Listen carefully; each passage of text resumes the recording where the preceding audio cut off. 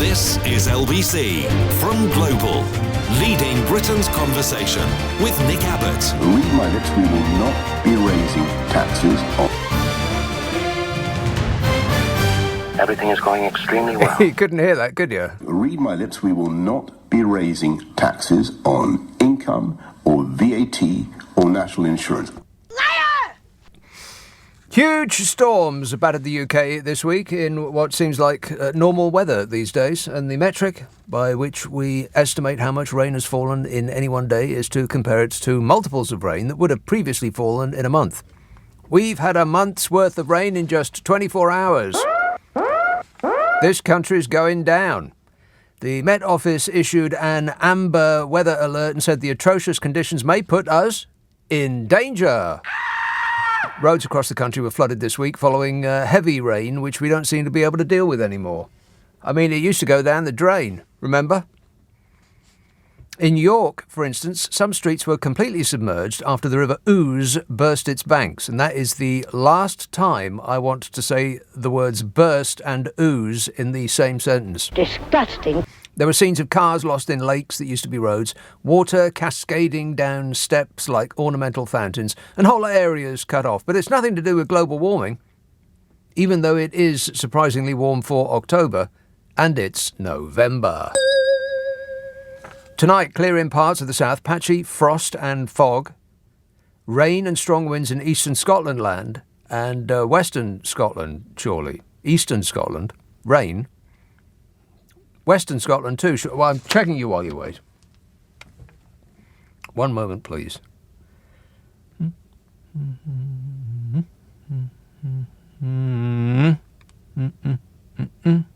Taking a very long time to come in. Aha!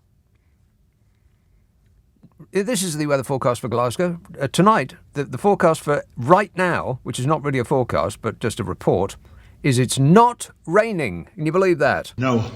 Tomorrow, not raining either. Wait a minute, I'll check on that. No, it's going to be raining tomorrow. Who are they kidding? And it's going to be raining on Sunday, and raining on Monday, and raining on Tuesday, and raining on Wednesday, and raining on Thursday, and raining on Friday. And then, on Saturday the 26th, in Glasgow, it will be raining, and then raining on Sunday, and raining on Monday, and raining on Tuesday, and raining on Wednesday, and raining on Thursday. Every single day for the rest of your lives. Oh, well, never mind. Tomorrow, affecting some eastern and northern areas, cloud and patchy rain. Southern and western areas, dry and bright, but clouding up later with heavy rain into Northern Ireland. And the outlook for Sunday to Tuesday, cold, unsettled, spells of strong winds and rain or showers. Northern hills will see snow. Snow? Oh, no. Would you like to hear the long-range forecast for the next 4 weeks? No. OK, this is the weather for the last 2 weeks of November. At first, showers for most areas, followed by persistent rain. Showers or rain. Strong winds, followed by more showers and rain and risk of gales. If it's not raining a little bit, it will be raining a lot. And here's the forecast for the first 2 weeks of December. December! It's almost December. Can you believe it? It's practically Jesus' birthday. Becoming more settled at the start of December with drier and calmer weather. Becoming more settled at the start of December with drier and calmer weather? We'll take it.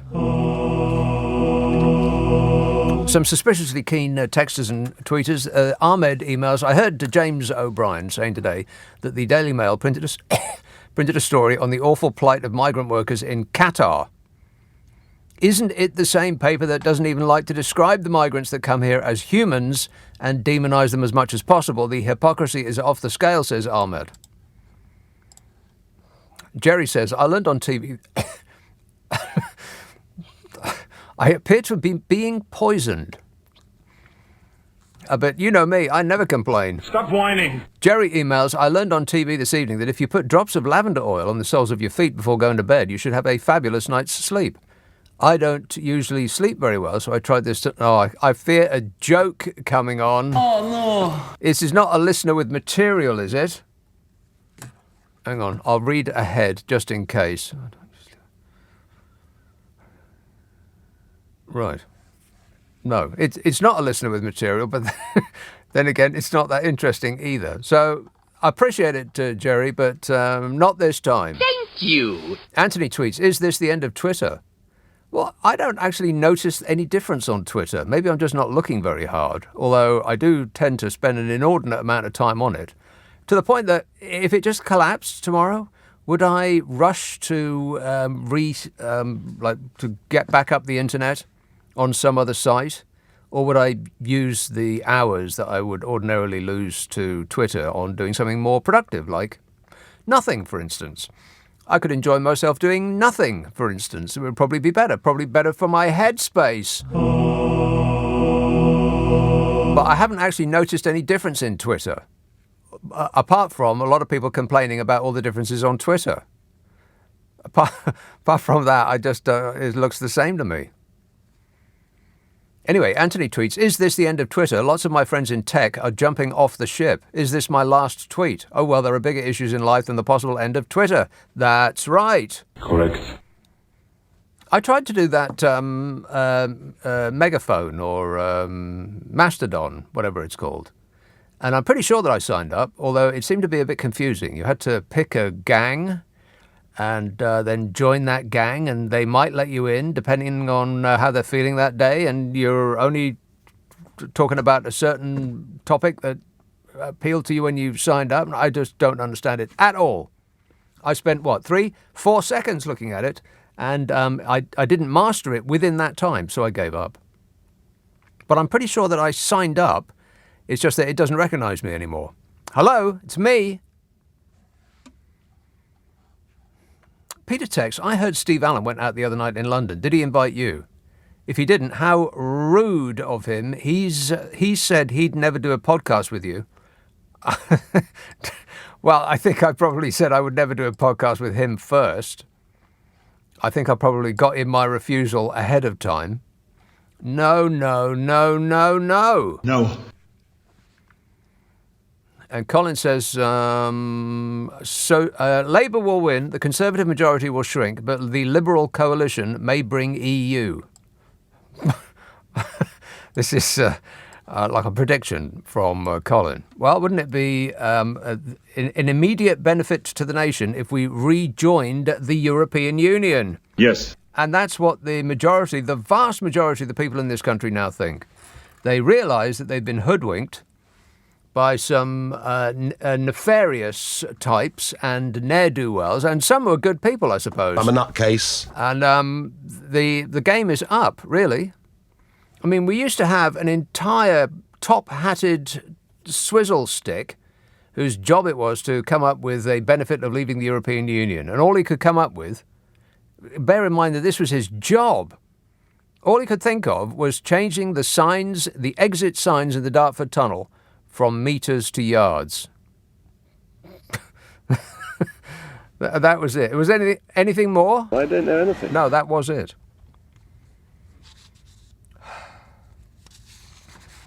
So we've all gone through we haven't gone through the pain yet. The pain is yet to come, but we've all gone through that unblinking shop window dummy telling us how bad it's going to be. And it is instructive to remember how loose they are with your money. The government wasted £14 billion of taxpayers' money on badly managed projects and luxury items that would make an oligarch think twice before buying. The wastage included, but was not limited to, £4 billion spent on PPE, that is, personal protective equipment, of which £2.6 billion was unsuitable. £670 million was defective, and £750 million was surplus to requirements. That is £2.6 billion just thrown away. Some of which, coincidentally, ended up in the Tory friends and donors' pockets. By coincidence. Oh, right, yeah. A stack of 10... I'll put this into perspective. Too much bleeping perspective. Because you hear sums like 2.6 billion and you think, well, what's that? I mean, 2.6 is a relatively small number. Even if you put billion on the end of it, it doesn't really seem that much. Think of it in £10 notes. If you stacked £10 notes on top of each other, to make £1 billion, that stack would be 10 kilometres high. I'll just pause and let you think about that for a moment. I'm talking about £10 notes. To make £1 billion, that stack of £10 notes would be 10 kilometres high. But they didn't lose $1 billion. They lost 2.6 billion on masks and gowns, for crying out. Paper.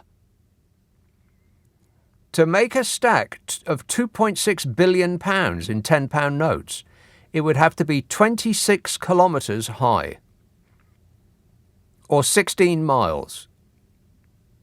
And I don't mean end to end, I mean stacked flat on top of each other.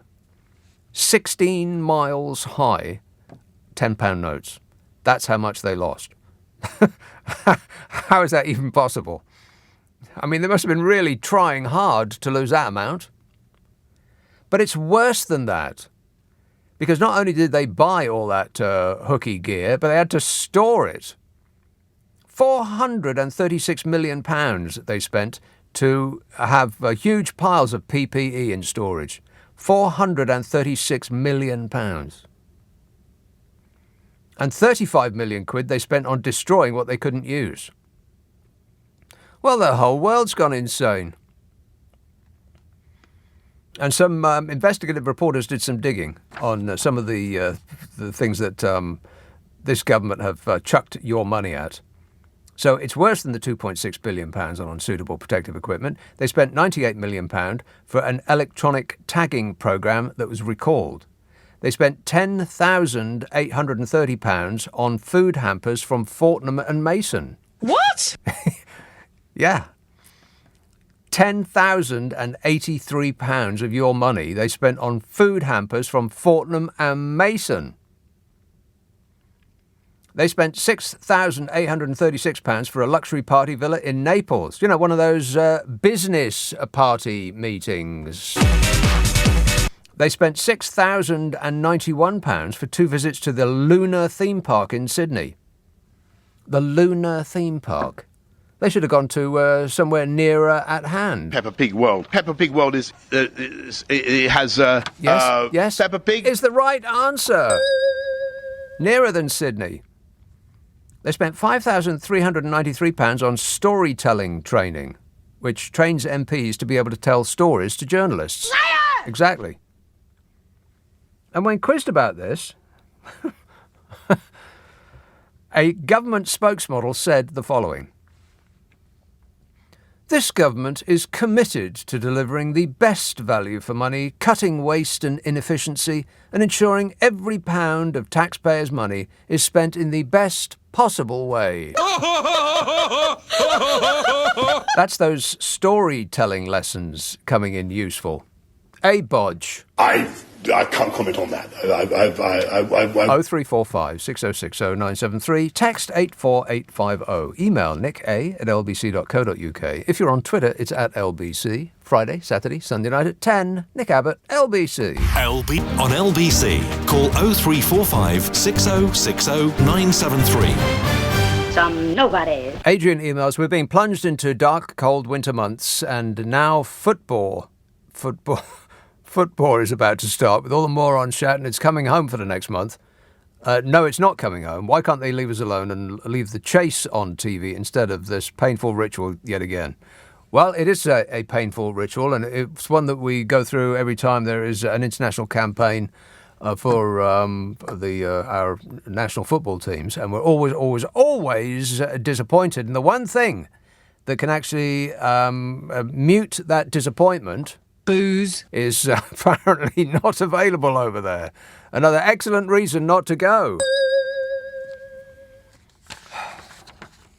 British families are facing a lost decade of pay growth as inflation is set to erode years of improving living standards. Were you aware that your living standards have been improving? Well, too late to get used to that, because now they're going to start unimproving. The government's Office for Budget Responsibility said price rises over the next couple of years will completely wipe out salary increases built up over the last 8. Wow. The 7% fall in living standards is going to be the biggest since records began, as in ever. 7%. Think of it like this. You throw open your door and you ask a stranger to come in and take 7% of your stuff. Are you happy? No. And it's all thanks to the party of fiscal responsibility. This government will have integrity at every level. Good one, Fishy. As businesses feel the squeeze, they will begin to axe jobs. Unemployment is expected to rise from its current level of not much to about 5% in the third quarter of 2024. That's going to put another 500,000 people out of work. And they still won't want to do the jobs that Eastern Europeans used to do before we yelled at them to get out of our country. So entire industries might collapse, like farming and food packaging and food preparation and restaurants and caterers. Basically food. But, who needs food when you've got sovereignty? We don't need to eat. We'll get our nourishment from the fresh air of freedom, and we will never surrender. Even if the vast majority of the country think that Brexit was a stupid idea, we can't undo the damage because trying to fix a problem is unpatriotic, apparently.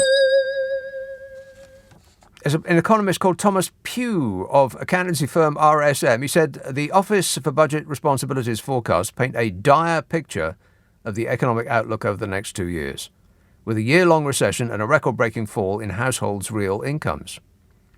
And Paul Johnson, the director of the think tank, the Institute for Fiscal Studies, he said, the next 2 years look grim in terms of living standards.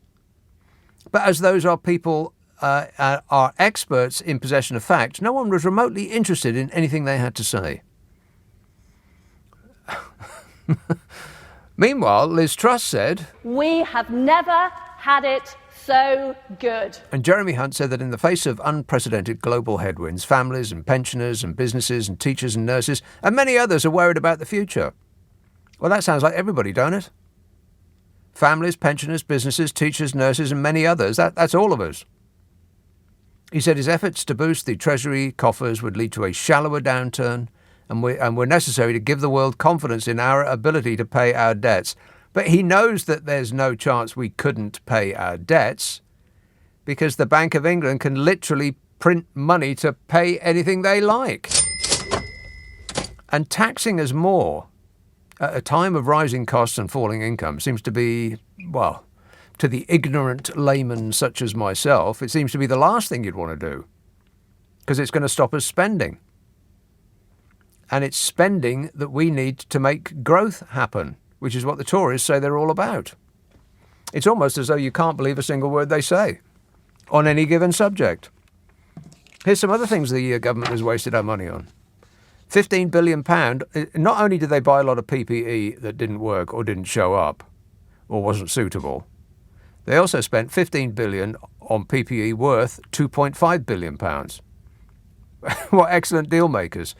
It was worth £2.5 billion. They spent £15 billion on it, including £4 billion of unusable PPE.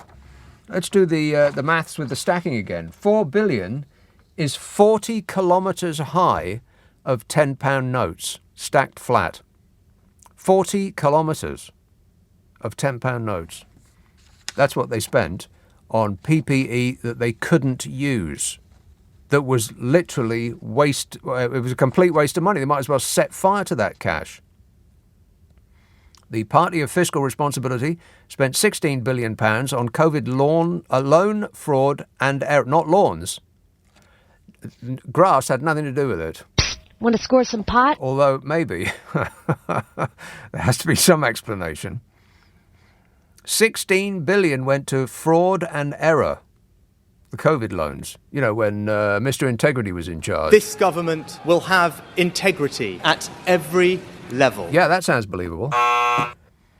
They spent, they just chewed through £30 billion on a few moments of Liz Truss's premiership. They spent money on the possibility of a bridge joining Scotland and Northern Ireland. Because Bodge is just obsessed with bridges. Bodge? Yeah. Wait a minute. £2 million was spent on looking at privatising Channel 4. Oh, there was the Brexit Festival. And paying Rwanda more than it would cost to put asylum seekers up at the Savoy Hotel. And hundreds of billions of pounds more, of course, on their very special Brexit. which we cannot look at again, even though the people have decided. They think it was a stupid idea, and they would quite like to have some political leader say that they're going to do something about it. But sadly, the Tories aren't remotely interested because of too much loss of face, and it seems to be part of their little scheme to impoverish the lot of us. And the Labour Party are petrified of even mentioning the B word because I've got no idea. Look at the polls, Keir. Maybe all that hair gel is seeping into his brain. You don't need to put all of that product in your hair. You just don't. You just don't. Greenford. Hello, Paul. Hello, Nick. Paul. Yeah, I enjoyed your economic forecast. They seem to have made a hash of it, but who else is going to do Who else is going to do it? Labour ain't getting in, are they? Labour isn't coming to the fore. I know there's no general election yet, but will there be a general election soon? That kind of thing, you know. I very much doubt we'll ever get a general election again. We are stuck with this lot. We seem to have been subject to a coup.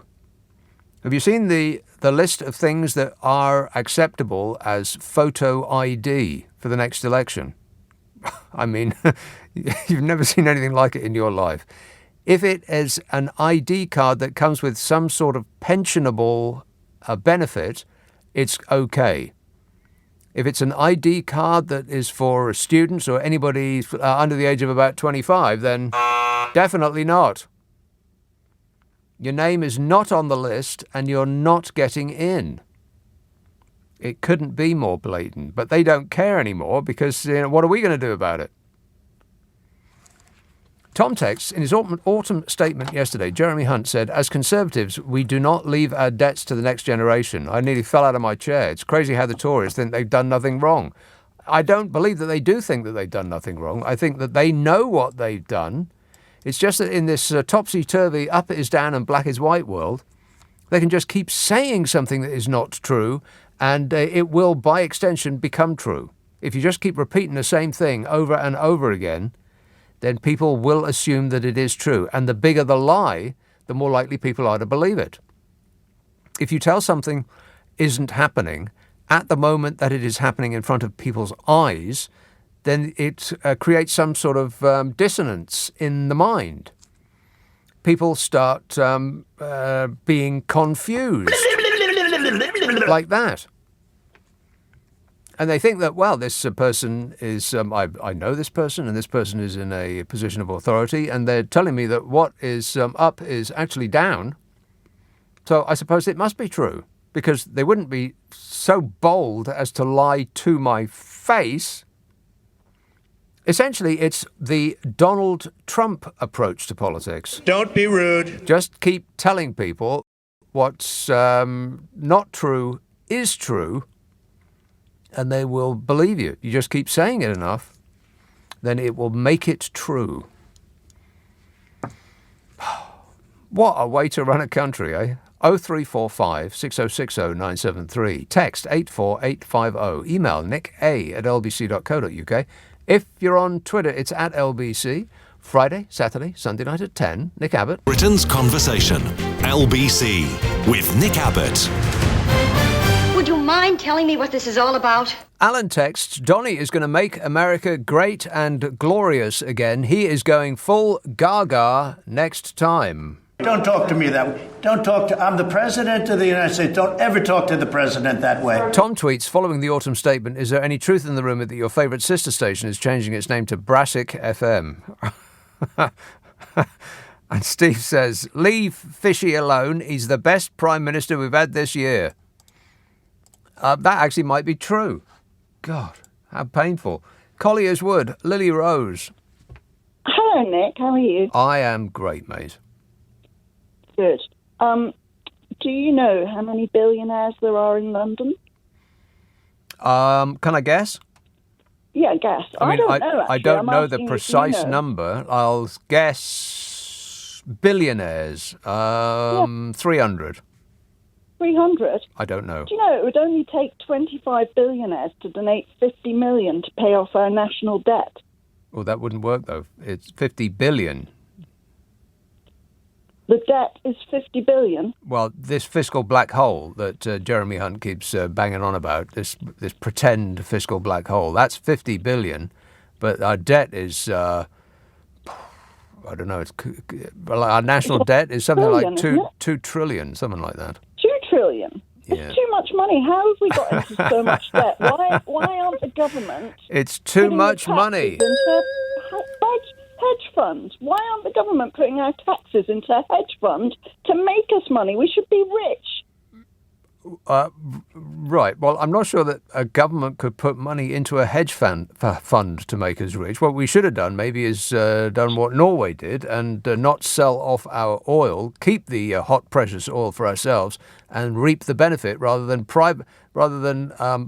make social the clean-up and private the profit. Yes. Well, yes, they sold the gold. They sold the oil. Mm-hmm. What's going to be next? Well, we ain't got nothing left. They've sold the... It's true. We've sold our gas, our electricity, and our water. What kind of a stupid country sells its water? Well, maybe you should run for Prime Minister. I'll do it. Do it. Go for it. Okay. Run for mayor first, and then I'll vote for you for Prime Minister. Right. Well, I think that's a well-worn track. Yeah. Wait a minute. And it's not one that it's not a person in whose footsteps I'd like to follow. And particularly wearing his shoes. Disgusting. Can you imagine? Ugh. Thanks a lot, Lily Rose. There are 66 billionaires in London, according to Forbes, and 177 in the United Kingdom. 66 billionaires. No wonder you can't get a seat in a restaurant. They don't care how much it costs. Oldbury. Hello, Ranjit. Hello, Nick. How you doing, mate? Hi. Okay? Yep, super duper. Thanks for asking. Good. I just want to say hello to somebody called Costa who phoned me up in the week and says he really enjoys your show. Yeah. Hello. And Hello. Hello. Yes. Yeah. Right. You know, compulsive liars, yeah, like Boris Johnson. When he tells a lie, he's always got a contingency plan. You know, when he says, look at my lips, no tax rises. When someone like yourself... I don't think there's any evidence that he has ever said that. Read my lips, we will not be raising taxes on income or VAT or national insurance. I think you can read his lips and trust what he is saying. And you know what his answer is going to be? Since I was Prime Minister, there's been 2 other Prime Ministers, so I'm not liable. Yeah, not his fault. So it's not his fault. End of. Got away with it, yeah? Okay. I think it was our fault for having voted in such an unstable party in the first place. It is probably our fault. I apologise. I am very sorry that I screwed up. I didn't, but, you know. No, nor did I. Many did. You know, at the end of a war, Nick, they leave booby traps like landmines and everything, right? Mm-hmm. The Chancellor has already done it now for the next Parliament. Yeah, when there's an election, he says, well, we're going to do this much in this Parliament, and then all the real rubbish, absolute stuff that's left over, he's going to leave for Labour to pick up. Yeah. So when Labour come in about 10 seconds, the Tories will be blaming Labour for the state of the country. Look at the mess that this Labour government has caused in the 10 seconds they've been in power, they'll say. I bet you. And yes, so they've already predicted that the next Parliament is going to be worse than this one. So what's the matter with Joe Public? Aren't they understanding something? Well, in my opinion, they're not. And you know, when you was talking about PPE equipment and all that. Yeah. Well, Nick, you know, if I say to you, Nick, you know, give me loads and loads of support so I become Prime Minister, right? When I become Prime Minister, then I'm going to get you some contracts, don't I? Yeah? Which is going to, you know, compensate of all the money or advertising you've done for me. Right. So all these people, right, they were buying PPE equipment through Spain and somebody made £28 million overnight. Yeah, and they're all interrelated with each other. Are they right? interrelated? Disgusting. Whoa. Oh, you know what I mean? Interconnected then or whatever. You know that what sounds I mean. worse. It does. But all these people, you know, the middle people, yeah? No. They were out, and you know, literally, this Tory government is recycling the money. You know, all the money we got back in grants earlier the year before last. No. We're having to pay back in taxes now or whatever. You know, these. I didn't get no grant. Did you get a grant? No, yeah, I had a grant. How much? Okay, not a lot. Not a lot. Not a lot. Yeah. And you know these, all the money that you paid in taxes because we was closed for 9 weeks. I've got a massive tax bill now. Yeah. So all they're doing is just recycling the money, but making us. Is it a bit like fishmongers recycling the oil? Yeah. Do you ever put that old oil in your car and see how it goes? No, I haven't done that. Okay. No. It says on there, do not use. Do not use on a car. Warning. Yeah. And you know, another thing, if I can just mention, there was somebody on the radio. There's somebody on the radio on LBC, and she says for £300 she gets 1,200 miles on her car. Yeah. For £300 she gets 1,200 miles. 300 miles on an electric car. Oh, electric car. Okay. Right. Yeah. Now that means 400 miles for every £100. Yeah, I can get that on my diesel car. So why would I want to fork out so much money and then having to? And you know what she was saying? She was an expert.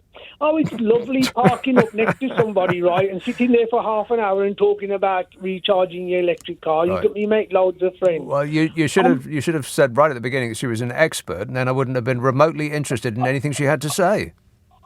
You know, these people, what does it take to join a think tank? Because I want to find out, because I want to join a think tank. You have to agree to think in a tank. That's the only requirement. Is Donny part of a think tank? Is Donald Trump part of a think tank? Yeah. Yeah, I seriously doubt that he's ever thought in a tank or anywhere else for that matter. Oh, shut up! Thanks a lot, Ranjit. 0345 6060 973. Ricky tweets, "Hey, Ricky, you're so fine, your brother, Ricky." He says, "Do you think that Elon Musk and Liz Truss were separated at birth?" Well, I think they have a similar sense of when they're out of their depth, as in no clue at all. Is Twitter still there? A lot of people very upset on Twitter. Like I said at the beginning, I don't really know why. It looks the same to me. But yeah, I read stories about people getting fired, of course. I mean, I don't know. Is it possible that he's not a very nice man? Yes. Possible, yeah. Jack texts, "At this rate, the Tory 2019 pledges are starting to look more like a checklist. Should I get a bingo card printed?" Mayfair. Hello, James. James? James here. Sorry. Yeah, so I was just listening in, and you said that the country has sold its water, its gas, its oil. But can you elaborate on that? Because I don't quite agree. I think the country sold everything to British companies. These companies will pay taxes in the UK. You think we sold everything to British companies? Well, you think our electricity is owned by British companies? Yes. Name them. It's British companies with British workers who then pay their taxes in the country. Right. So they're not. None of them are French or German then. Sorry. Yeah, but they pay taxes here, right? So in the end, employees pay taxes wait here. a minute. They're either British companies or they're French and German companies. They can't be both. So which is it? Yeah, but regardless of that, whatever they do in the UK is being paid in the UK. The employees are UK workers, right. And the taxes go What to if the their UK. employees are French? The employees are French who live in the UK. No, you don't But they pay their taxes in the UK. Management doesn't have to be in the UK. Management and profits can be booked wherever the country has its headquarters, which is in France or Germany or Norway. I mean, we actually subsidise the people the nice people in Norway to have hot, delicious energy squirted up their homes. Which companies do we have in the UK subsidising Norway?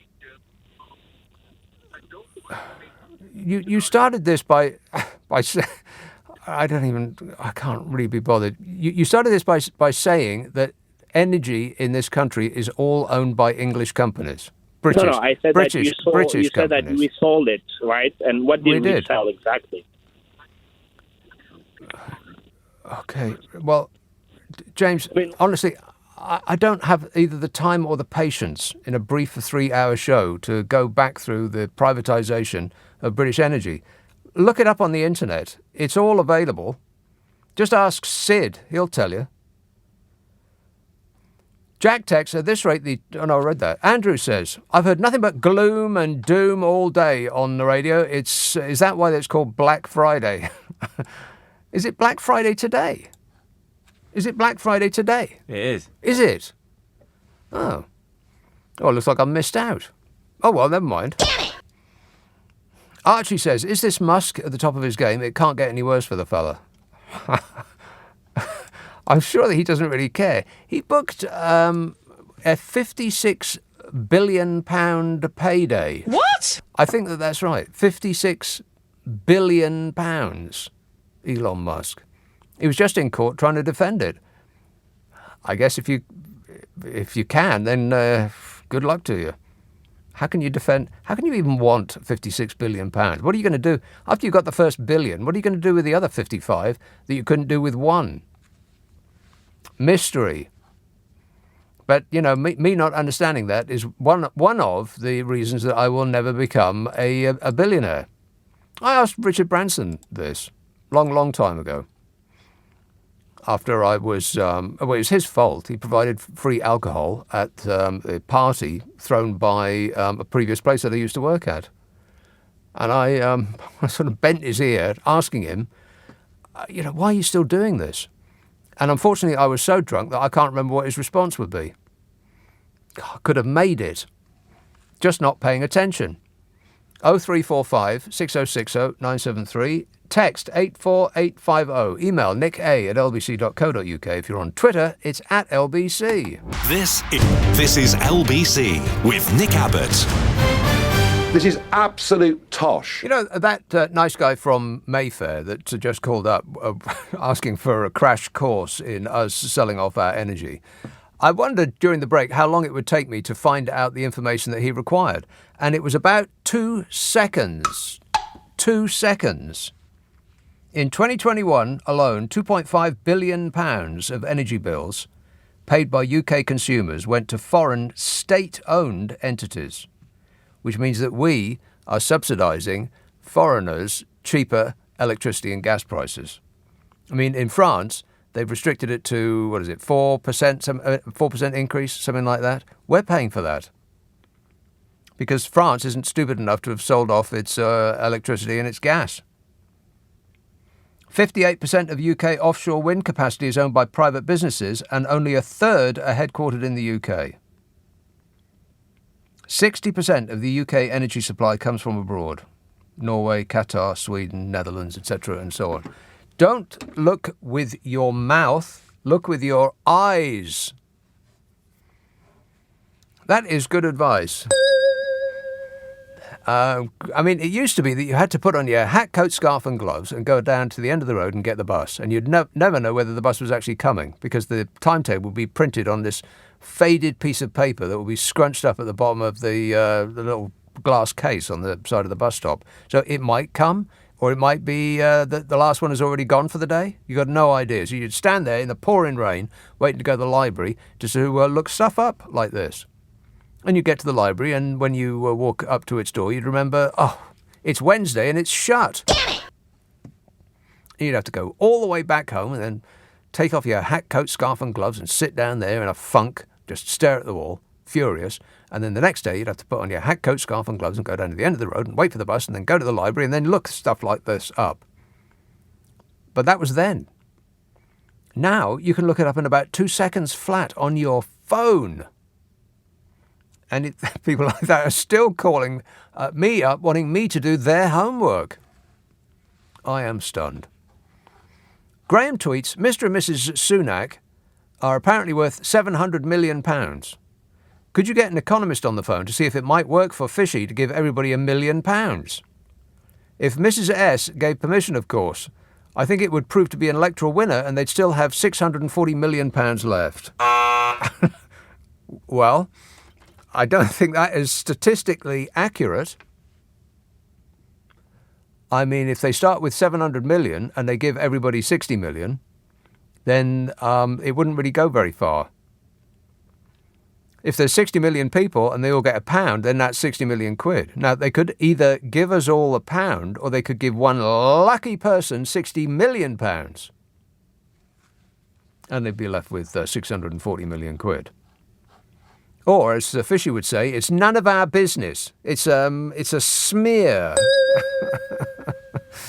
Yeah, right. Stains. Ew. Nick. Nick? An ecstasy of fumbling. There you are. Hi. So I was going to talk Hey, about... Nick, please speak Hello? directly into the phone. Hello? Is this you speaking directly into the phone? Yes. Are you holding it up the right way? Yes. Okay, go ahead. So about the electric vehicles in 2025, the government is planning, you may have heard, to bring in a road tax on electric vehicles. Yeah, why not? I think everyone should pay a bit of tax to be on the road. Yeah. But I think the whole benefit of having an electric car is you do not have to pay tax. Yeah, well, not anymore. I mean, not anymore. Yeah, but I think there's better ways that our government can go about it. Right, well, let me ask you this, Nick. Does an electric car go on the road? Yes. Well, then why shouldn't you pay road tax? Well, I think everyone, as I said, should pay a bit of tax if they're on the road. Yeah. I just think it should be judged by how often you use the road. You mean other... Well, that is taxed as in the amount of petrol or diesel, or in this case, electricity, that the cars use to, get about the place. That's where the tax is levied. Except the tax on electricity is much less than petrol and gas, petrol and diesel, and they use less of it to go an equal amount of distance. Yes. What you mean is you want other people to pay tax, not you. And I agree with you completely. No, what I'm saying is I think, as I've said many times already, everyone should pay a bit of tax. Yeah. I just think... Other people should, more than you. No, but I think that it's important that tax is fair and is equal. Right. Fair and equal. Well, there's no such thing as either fair or equal when it comes to taxation. But what you mean is you want other people to pay more tax than you do. I want everyone to pay a reasonable amount of tax. Well, what does that mean? What's reasonable? Well, judging by how much they use the road. Yeah, well, I refer you to the answer I gave some moments ago. That taxation is determined on the amount of electricity or petrol you have to squirt up your car. Yes, but so as well, the other problem I have with another thing, is you still have to source that energy, and if you don't have solar panels, it gets charged by our main power grid. Right. And a lot of that isn't actually renewable. A lot of it's not renewable. No, well, that is true, yeah. We do still have a lot of fossil fuels, so it's all the better to just buy a petrol car and call it quits. To get a cab, is that what you just said? Get a cab and call it quits. Yeah, okay, good plan. Thanks a lot, Nick. Get yourself a new phone, because the one that you're using at the moment, it sounds like I'm receiving a dirty phone call. Disgusting. I don't know whether to hang up on you or call the police. That's excellent advice, by the way. 0345 6060 973. Text 84850. Email nica@lbc.co.uk. If you're on Twitter, it's @LBC. On your radio, on Global Player, and Play LBC. leading Britain's conversation. This is LBC. LBC from Global, leading Britain's conversation with Nick Abbot. Is he crazy or is that just the way he acts?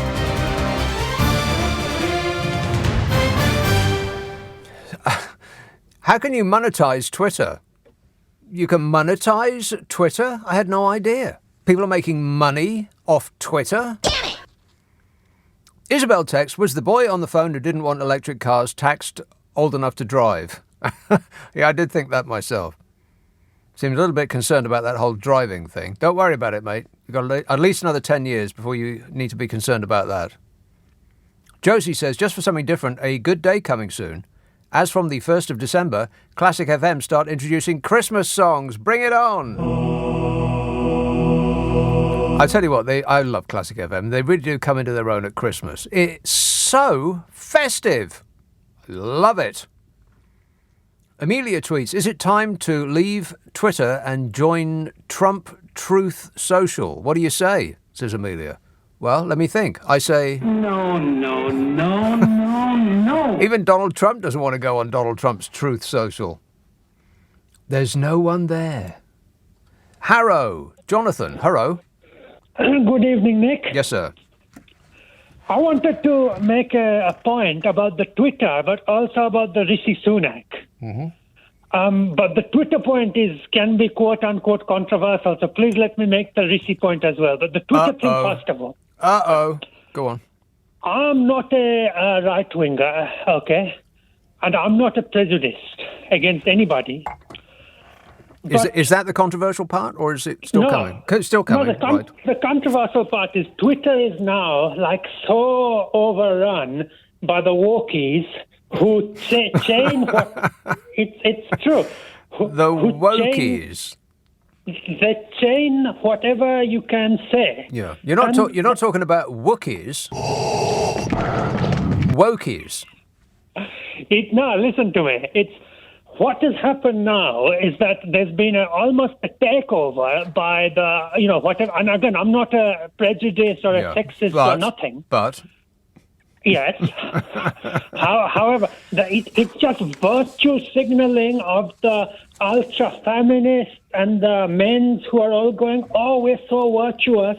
And, like I said, this country is the chocolate, the water, all of this is making the men very weak. Wait a minute, hang on, whoa, back up. The water and the chocolate, did you say? The chocolate, the sweeties, all of this, it's got chemicals in it. So, wait a minute. So the water and the chocolate have chemicals in it that is enfeebling men in this country. Is that what you're saying? That's point one. Oh, wait, that's okay. We'll just park that there and accept it as established fact. Yes, it's the chocolate that's ruining your personal area. Disgusting. Go ahead. I've been in trouble in the past in the work. In the jobs, the jobs I worked at, because I said things like, you go into office in this country and it's mainly just a lot of obese women's taking maternity leave again and again. And I'm not against the workers' rights. And Elon Musk is sort of coming in with American Dream. He bulldozed all of it. And I think workers deserve the right, but you also can't be a country where everybody is too lazy. Right, well, which country is it that you're talking about where everyone is too lazy? This one? Well, say again, I don't want to offend the British people. I respect... No, but that's why a lot of the immigrants have to come in, because here everybody just fat and on the computer doing the... We're fatting on the computer. We're playing computer games in our fat laziness in this country. That's what you're saying. But you don't want to be controversial. But you're saying that British people are all fat and lazy. No, but can I just say the Rishi Sunak point also quickly? Now, hang on a minute. Okay. Can I just establish? Have we already gone through the controversial part, or is it still to come? There's one more controversial. One more controversial part, right? Gird yourself, people. Grip onto something firm. Go ahead.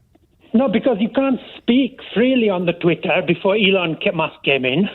You have to be so... This walkie-talkie has killed stand-up comedy. It has. It's killed stand-up comedy. You can get sacked. You can get sacked for saying that the ultra-feminists are suppressing the society. Sacked for saying something as a stand-up comic? No. You can get sacked for saying something wrong on the Twitter. the Twitter is monitored. It is like, deep state monitoring. And if you say one thing, it is true. People say I'm stupid for saying these things. Who does? But who says you're stupid for saying these? I want the name of the people. You're being sarcastic. Who, me? No, because I'm highly intelligent, actually. Compared to...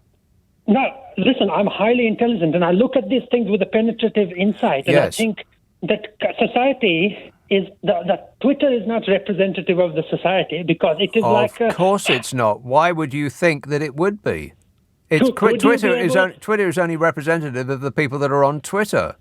And if you're seeing a lot of people who are sort of paralyzed by their wokeness, as you might put it, then stop looking at their tweets. No, because because on Twitter you've either got the anonymous accounts of the far right, okay, or you've got the people with their own name who are being I respect all of this and that. Jonathan, I'm on Twitter for about 36 hours a day, and I have never seen any of that. What are you talking about? Can I make the Rishi Sunak point quickly? Oh, we still haven't got to the Rishi Sunak point. Oh, okay then. I've got nothing left. I've lost a job for a tweet. I've lost money and all of this. But despite all of that, I voted Conservative, and because I'm very emotional. You're very emotional. I saw Rishi Sunak celebrating the Diwali with Dominic Raab, who is alleged is a harsh boss. Dominic Raab. My name's Dominic Raab, and I'm a Tory. Dominic Raab is a Tory, yes. They allege that he's a very tough boss, unempathetic, throw tomatoes, allegedly. But in the Diwali celebrations... He's a tomato thrower, yeah. But in the Diwali celebrations, he was taking the selfie with the guests, and I felt so emotional. I thought, even though I've lost everything, I've got nothing left. Next time, I will vote the Rishi Sunak because he's made this country a multicultural success story. Rishi Sunak has made this country a multicultural success story. Is that what you just said? Rishi Sunak. He's been in power for about 10 seconds. What are you talking about? When I'm in London, I say to myself, Britain is a multicultural success story. Right, well, if you say that out loud like that on the streets of London, then actually nobody would be remotely surprised. They might cross the street to avoid you, Jonathan, but I don't think it would cause shock or upset, because that seems just like another day in London. Thanks a lot, Jonathan, for whatever that was. Nicholas texts, give that guy his own show. Let's think about that. No. Jeff emails, Boris, Nick, mate, Boris, I sent PM knee more, it's a new government. I can't be bothered. I mean, the rest of it's just even worse. How can anybody spell that much? You know those red squiggly lines underneath the words that you write? That means that those words are wrong. They need to be corrected. Let's have a call in Beckton. Sam. Hi, can you hear me? Yes, Sam. Hi, how are you, Nick? Good, thanks. Yeah, you must love your job to be a host show on a Friday evening. Sometimes you get a very wonderful and colourful calls, I guess. Yeah. Booze. I just wanted to say that I think in Britain we do have an identity crisis. An identity crisis? Yes, I think for the last probably a few decades now, it looks like the society is divided. Like if you think about Brexit, whether we are European or not, whether we are a capitalist society 100% or we are more of a socialist society. And that's whether we are a capitalist or name me one country that is wholly capitalist.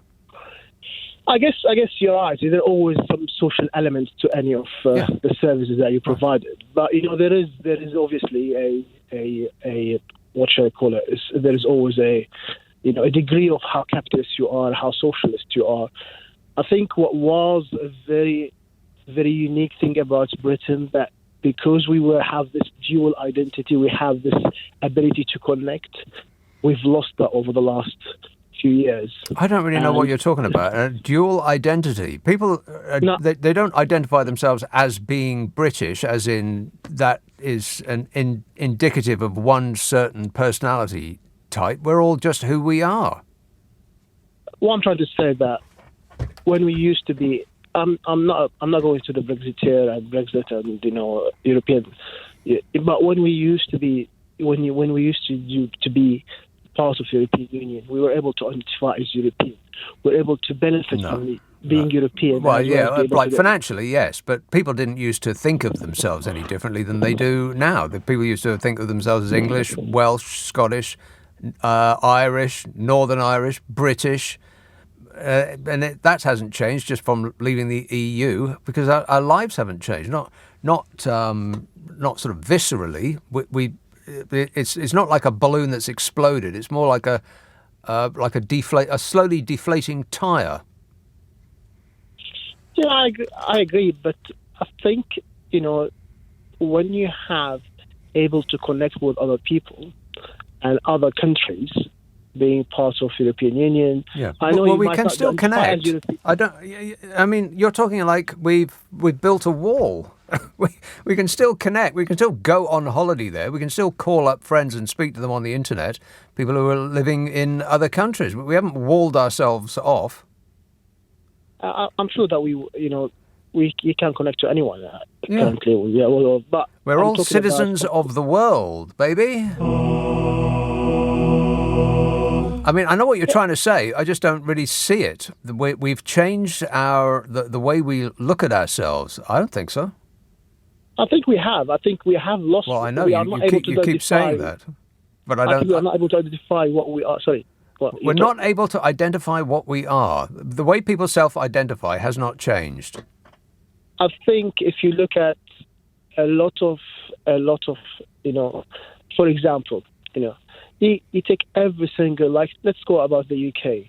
Brexit vote was almost 50%. If you look at Scotland, leaving the UK was almost 50%. People are really have split. There's a huge dichotomy among people. Well, it was always thus, and it seems to be more or less the same everywhere you go. I mean, America is the same. 50% of Americans wanted Joe Biden, and 50% Americans were dingalings. No offence, and it's the same here and there and everywhere, baby. But it doesn't prevent us from feeling British as well. I mean, the Leavers, they like to wave the flag about, but they didn't make them any more British than the people who wanted us to remain in the EU. Yes, but what I'm trying to get to here is that in the past, this kind of people have different opinion about who they are and how they connect to their identity and how they connect to the world. Right. Was actually a strength point for the UK. Yeah, I think that's becoming less of a weakness, actually. Yeah, I don't understand it. I mean, I understand the words that you're using. I just don't understand the concept that you're trying to put over. I don't think people in this country feel any different about themselves. They might be irate that their horizons have been limited, that they will be poorer, that their businesses that they run are finding it more difficult to trade with our biggest trading partner. People might feel as though they've been had, which we certainly have been, by a relatively few number of people whose desire to not pay the taxes that the EU would want them to have propelled them to lead us down this path of getting out of the European Union, which has obviously been a disaster for us and will continue to be for the rest of our lives. But I don't think that people think of themselves any different. I mean, after the EU, did people think, oh, well, I'm not European anymore? I doubt that people used to think that they were European. They thought they were British. And we happen to be near Europe. And they still think that. I don't think self-identity has got anything to do with the economy and with political movements of the kind that Brexit represents. I think, unless I'm completely wrong about this, but I just don't think that British people feel any different about themselves. We're still British, right? But anyway, good effort. Thanks, Sam. 0345 6060 973. Text 84850. Email nicka@lbc.co.uk. If you're on Twitter, it's @LBC. Friday, Saturday, Sunday night at 10. Nick Abbott, LBC. LBC with Nick Abbott. Yeah! Dude! James text, did you see the story about Eton and Farage? Eton College has apologised after it was claimed girls visiting from a nearby state school were subject to misogynistic language and racial slurs. Here's the story. Eton College has apologised and sanctioned a number of pupils after allegations that a group of girls visiting from a nearby state school were subjected to misogynistic language, racial slurs and jeering. No! The boys' private school near Windsor told a news organisation that's not our own that an investigation took... Oh, they've investigated it. That's great. Oh, fabulous. This machine's very slow today. Like I hit it and an age seems to go by and then it just bursts into action. Like to the point that I think, it's not going to play, and then it does eventually. But you know me, I'm a trained professional and I'll work through it. Stop whining. A person who said they were a parent of one of the girls who attended the speech wrote on social media anonymously that the students were booed. The state students were booed inside the lecture theatre at Eton and were subject to racial slurs and generally misogynistic comments. They said of the private school pupils their behaviour was awful. Well, that doesn't sound like Eton students, does it? Yes. Actually, it does. Yeah, it's exactly what you would expect. Superior and entitled. I don't know whether it's the kind of people that go there or it's what happens to them when they go there. But they seem to all come out, more or less the same. Yeah. Wait a minute. Yeah, the school charges more than £40,000 a year for boarders and counts Bodger Johnson and David Cameron among its alumni. So which is it then, Bodge? Is it the kind of person that goes there, or is it what happens to them when they go there? I can't comment on that. He's not commenting on that. And they went through a speech with Nigel Farage. I'm a nutcase. God, why would you want to do that? I mean, really. But, no great surprise there, eh? Lucy says, can we assume if the government has less money, they've got less money to pay for accommodation to Rwanda? No. And furthermore... No. There is an unlimited amount of money for that, Lucy. Whether it works or not is neither here nor there. It's all about, here comes that phrase again, virtue signalling. It's like cruelty signalling. That's what they're all about. And it works, big time. I mean, huge. Just look at any... I almost tweeted this week. God, it was so dispiriting. There was like a story just before the special fiscal episode when Jeremy Dangerous Name got up and told us how bad it was going to be. And there was a story about what he was going to say. And you look at the comment section underneath, and by far the most popular comments were, well, it's because of the people coming over here. If we just put a hole in all those dinghies and let them drown, then we'll be able to afford stuff. So, like I said, it works really well, and the Tories are going to keep on, which is, I imagine is absolutely the reason why Cruella Braverman is in that position, because that's her job. Firing up the base. Keep that hatred on a simmer. It doesn't have to be true or not. It just, it wins votes. Hatred wins votes. Works every time. County Durham. Hello, Sean. Hello, mate. How are you doing? I'm great, mate. Tell me, do you agree with banning alcohol at football matches? No. No, it's been banned for 12 years in Scotland, right? And I think it's a fantastic idea. You've got to wait a mile to get into the loo, to the bog, at half time. And now by the time you get back to your seat, the half of the game's over. Yeah. But at the end of the day, I think it should be banned, a total ban at football matches. Right. But because see, at the end of the day, it gets dark. But at the end of the day, it doesn't really matter whether it's banned at football matches because people just get hammered before they get there. £12 for a pint in Qatar, yeah. right? £12 for a pint. I can get 3 pence in a burger for that in where I live. Right, well, You know what I mean? But at the end of the day... At the end of the day, it gets dark. At the end of the day, mate, I tell you what it is. I think there's hardly any bother in Scotland now, even at Rangers Celtic matches. There's And I think it's fantastic. hardly any bother in Scotland now. I'm not sure that that's actually true. But Yeah, is it? mate. Oh, well, I doubt it. But is it not true that if they do not sell alcohol at the grounds, then people are just going to arrive drunk? Well, that's why you've got your stewards on the door. You've got stewards on the door checking your bags, checking your pockets, checking you know what I mean? Right. It's the same when you go to gigs, mate. They check your pockets. If you've got alcohol in your pocket, then put it in the bin. Yeah, but there's alcohol available inside in a gig. But wait, at the end of the day, gigs Oh, my are not... God. If you say at the end of the day one more time, Sean, I will disappear you instantly. No, but like I say... Yes. I think it should be banned, totally. So you don't think that alcohol should be on sale anywhere? In a football ground. Well, in a football ground. What difference does that make? I mean, if it's not in a football ground, then surely it would be beneficial to ban it completely. You can get it. You can get it at a rugby match. You can sit on your seat in a rugby match, and you can have a pint in a rugby match. The same with cricket. You can go and you sit, but there's no trouble. Well, that's good It's advice only there. If you're going to go to football, then go to a cricket or a rugby match first, in order to get stocked up. Booze. And then go to the football match. That's just good advice. Because at the end of the day, oh, never mind. Thanks a lot, Sean. 0345 6060 973. David texts, did you see your favourite astronomer, Brian Cox? What, that space hippie off the telly? Oh, look at the stars. They're amazing. That guy.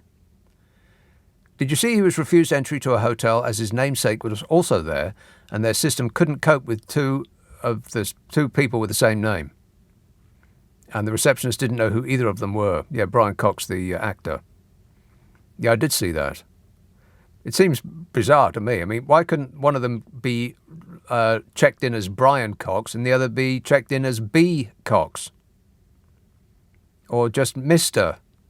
You didn't have to put the Brian part in. I mean, surely a computer can differentiate between two people with the same surname. Because if they can't, then that would be truly bizarre. Yes, very strange. They wouldn't let him check in because he had the same name. The space hippie had the same name as the billionaire pretender actor. I like the thing that they did, that Scottish thing, Broughty Ferry, with Brian Cox, the actor, not the space hippie, the other one. The guy with his extension. That was funny. Ramstein. Oh, no, hang on a minute. Can I take you in a minute? Roger? You can indeed. But Excellent news. A very cooperative caller. Appreciate it. Thank you. It's 11:30 on LB. This is LBC with Nick Abbott. Right, so what are we doing? Gibbon, we're doing a radio show, and on hold during the course of that break was a fella in Ramstein called Roger. Roger. Only I'm currently not in Ramstein. I'm back in the UK, just in order to pick you up and listen to you and wonder if I should laugh or cry at some of the callers you've been having this evening. I would make your first choice laughing, and then if that doesn't work, then you can cry later. How does that sound? Okay, well, at the moment, I've kind of been swinging between the two, and this emotional shift is just too much. I know. Maybe it's something that's in the water. It's doing my head in. I heard it was in the water and in the chocolate. Yeah, well, there might be something in the water, but that's called phthalates. That's something completely different. Phthalates, maybe, yeah. Phthalates, yeah. Yeah, maybe it's just at the end of the day, these people come out. I don't know. At the end of the day, these people come exactly, out. Yeah. Ramstein, isn't that like a heavy metal band? Rock and roll! Ramstein, that's be. Ramstein with 2 M's. So right. That's the band. Ramstein with 1 M is the place. It's a It's where the place. US Air Base is. Yes, that's right. Yes, that's why it sounds familiar. Right, so go ahead, Roger. Yeah, well, I kind of occasionally listen to you when I'm on later shift, and I thought I got to say hello to Nick because I feel sorry for you in a way. Don't feel sorry for me. I'm one of the luckiest people in the world. Well, and there's another subject. What was that other caller going on about Britishness? What is Britishness? I think that's the question, really. Well, Not whether there's more or less of there's it. something like 66 million of us, there or thereabouts, and each individual person has their own idea of what Britishness is. Exactly. It's a bit of Viking, a bit of French, a bit of Norman, a bit of Roman. I haven't forget. I'm human. You've decided I don't believe in nations anymore. You've decided to self-identify as a human being. Absolutely. Right. Yeah, I mean, check. 2 arms, 2 legs, 1 head. Qualifies. I suppose so. But apart from the head part, if you didn't have 2 of the above, then you would still potentially be a human being. Well, yeah, it's all a question of degree, I suppose. If you didn't have a head, then you could be an ex-human being. Exactly. I've ceased to be. Yeah. Mm. Well, I'm not that old yet. Still carrying on.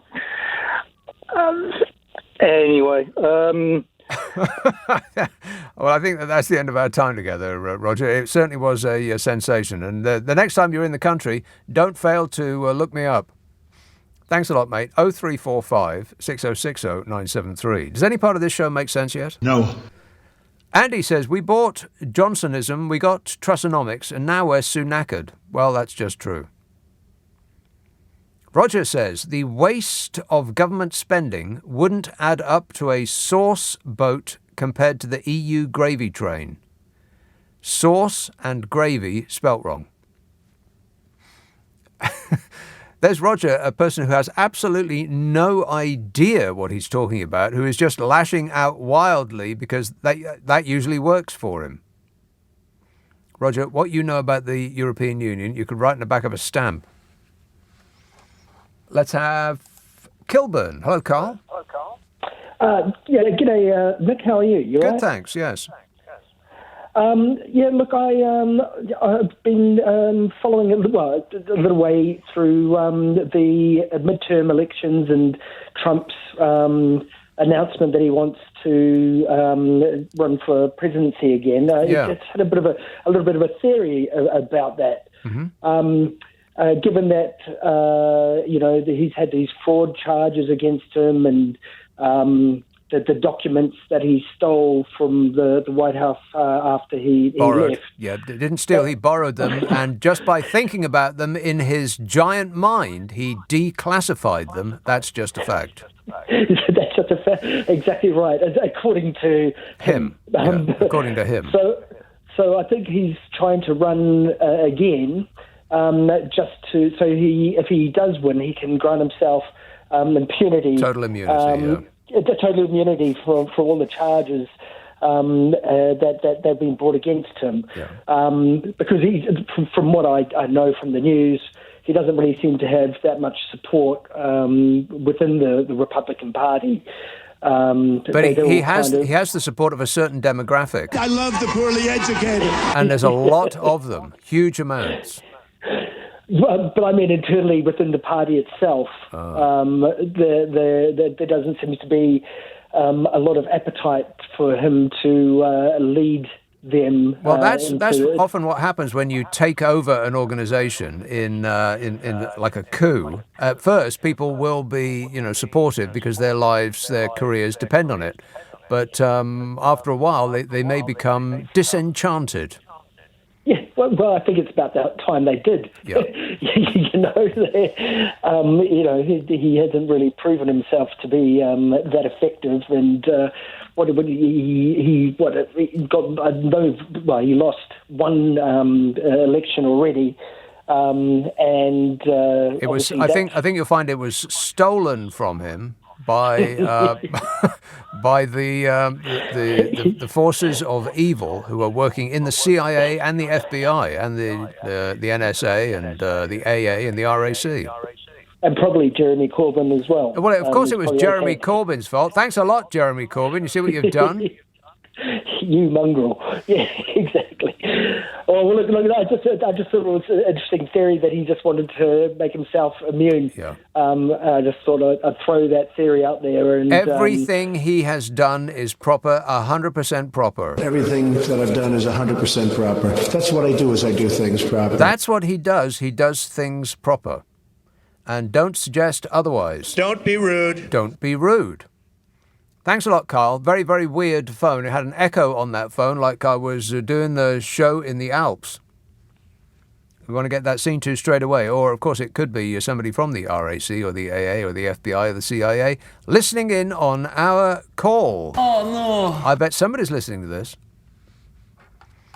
Ben emails, do you have your Christmas and New Year rota yet?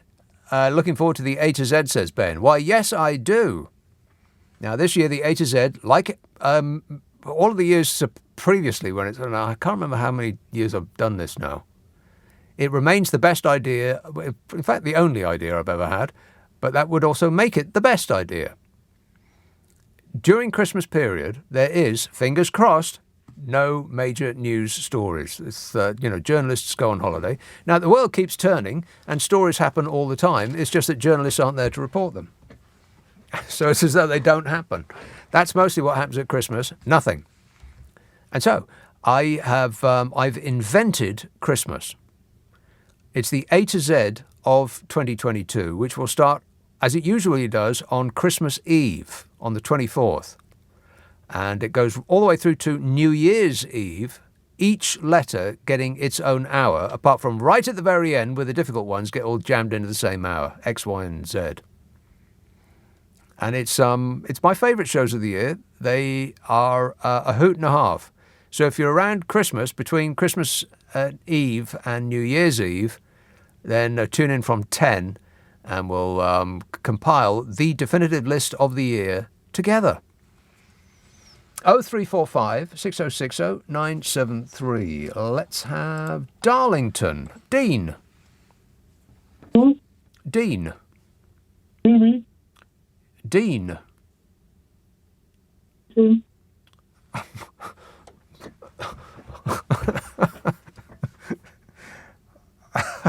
I've got no idea. Do you? Not a clue. It seemed like somebody was there. Maybe they were being, I don't know. Maybe they were like trapped in a cardboard box, trying to get out. You know, like cats like to sit in boxes. Maybe he dialed and then left the phone on the table and decided to, while he was waiting to get connected, went and sat in a cardboard box and then found that he couldn't get out. That's the only explanation I can find. 0345 6060 973.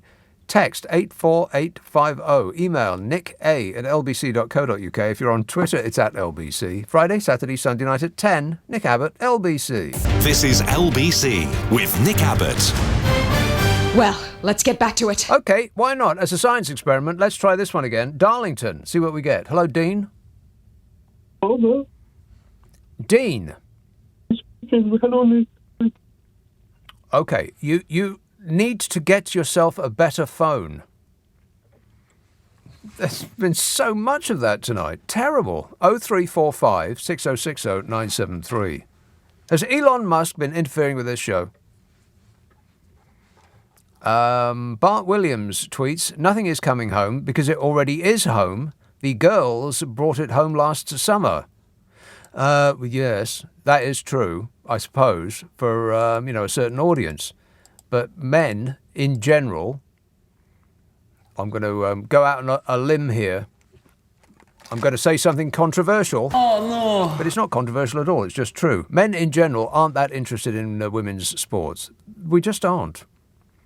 There's only so many hours in the day and to watch football, for instance. There's only so many hours in the day to watch football. I mean, I watch Match of the Day, which is the Premier League.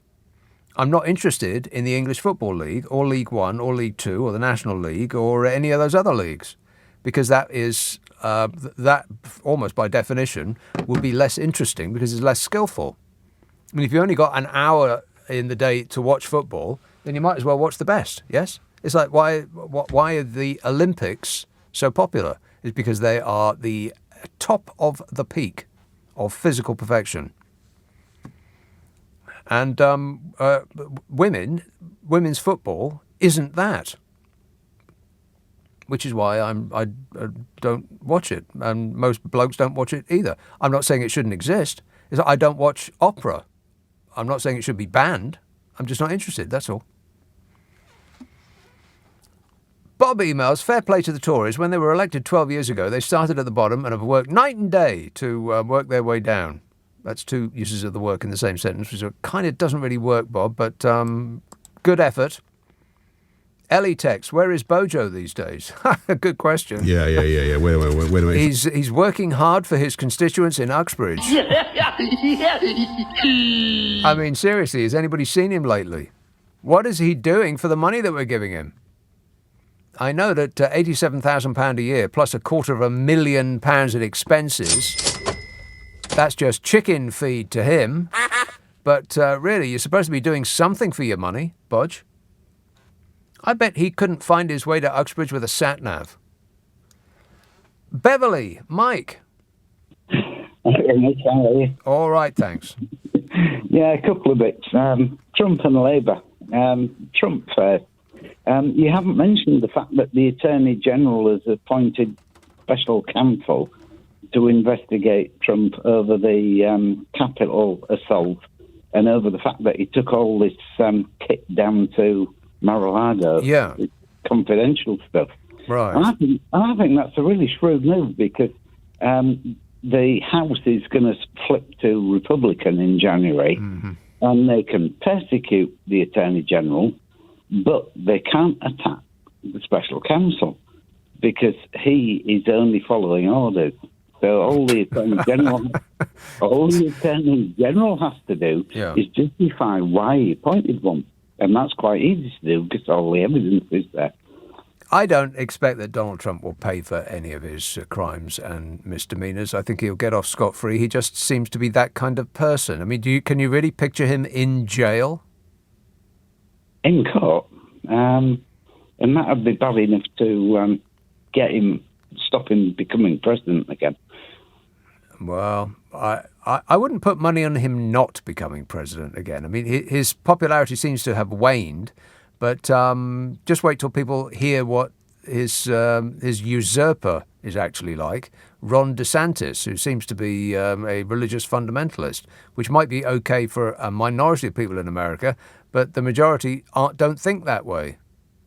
No, well, when it comes to the primaries, the only way that Trump won't win the primaries is if the rest of the Republican Party put one candidate up, because the primaries are a bit like our stupid first-past-the-post system. If Trump gets 40%, DeSantis gets 30%, Pompeo gets 20%, and Pence gets 10%, Trump gets the primaries. So if they all backed off, except one, whoever that may be, DeSantis, Pence, or whatever, Trump could easily lose. But the way the system works for Trump at the minute, which he'll be well aware of. But anyway, just if I can quickly onto the Labour thing, I am horrified at the lack of debate training and PR training that the Labour Party appear to be doing. Really? Because we've had a succession of frontbench MPs and notable MPs go on media and they're asked a question. And once the first journalist asks it successfully, all the rest will follow. And they say, wouldn't rejoining the single market be a good idea? Yeah. And they huffle and fluffle and mess about. Whereas instead of saying, financially, yes, but the British people voted in 16 for sovereignty. Yeah. And we respect that vote. So joining the single market isn't an option. But what we'll do is realign all our trading with the EU. You look competent, you look confident, you look everything else. But a lot of them, one after another, have gone on. Yeah. Fluffling and bluffing. They're petrified. Petrified of the B word, because they think that it's the one thing that goes across party lines. You know, Conservative voters wanted Brexit in some number and Labour Party voters wanted Brexit in some number for kind of different reasons, but they both did. The fact that now the vast majority, way more than actually won that dodgy vote in the first place. The vast majority now of people in this country think that Brexit was a stupid idea, and at the very least that rejoining the single market would be smart. So why the Labour Party are missing that open goal, I don't know, other than it seems to be what they specialise in, missing open goals, like the England team. Yeah, I guess that's so. Have you seen the latest YouGov poll? They emailed me back to say, hey, have you seen that you've made news? 56% are against leaving Europe. I think it's 34% think it's still the right thing and 12% don't know. It's absolutely clear on that fence. But what you have to do is debate the thing properly, appear confident. I mean, Reeves was brilliant on Thursday following Hunt. And I thought, what a great performance she put on, because she had no prior sight of what was coming. And she was brilliant. Then she went on Preston on the Thursday night and got caught by the same question of what about single market? Yeah. And I'm thinking, wow, it's a bit of training, not lying, not deceiving people or misleading. Well, it wouldn't make the slightest bit of difference because they're just following orders. I mean, the position on Brexit and a single market, they're not making it up as they go along. They've been told what to say. But they've been told the wrong thing to say. Well, yeah, I agree entirely, yeah. You can be confident and deal with the question. It's like when Stan was asked, can a woman have a penis? The answer is legally yes, biologically no. And then leave it back to Ferrari to come back with something. Right. But just do it snappily. And these questions, if you're into debate, it's so easy to predict what will come back. Why are they not trained and organised as to what to say? I restate my case. They are trained what to say, and that is what they've been trained to say. They prevaricate and they try to answer a question that wasn't posed to them, and that way run down the clock so that they can eventually get out of the studio without, putting their foot in their mouths. Well, what they're trying to be the Conservative Party, because that's exactly what they've done. Why don't they just get trained better on to tell the truth? Right. And if joining if it's better to join go back in the single market, say yes financially, but that isn't what the people have voted for, and that gets you out of the problem. Don't fluffle. Just tell the truth.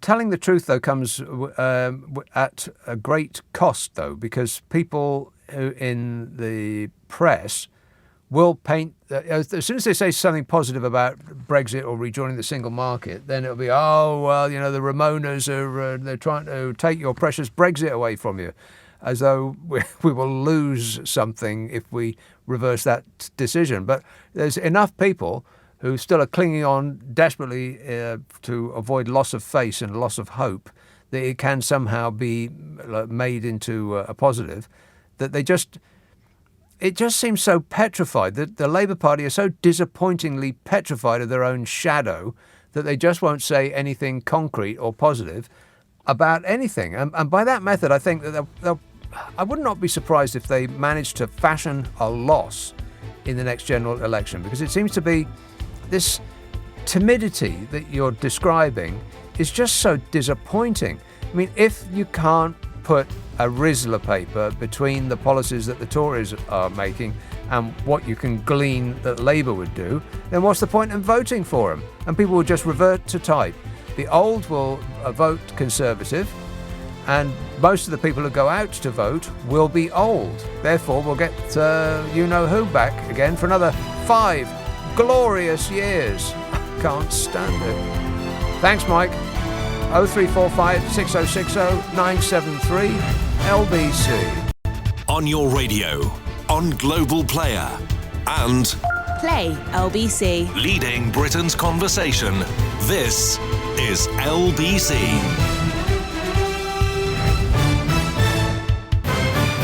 This is LBC from Global, leading Britain's conversation with Nick Abbot. Okie dokie.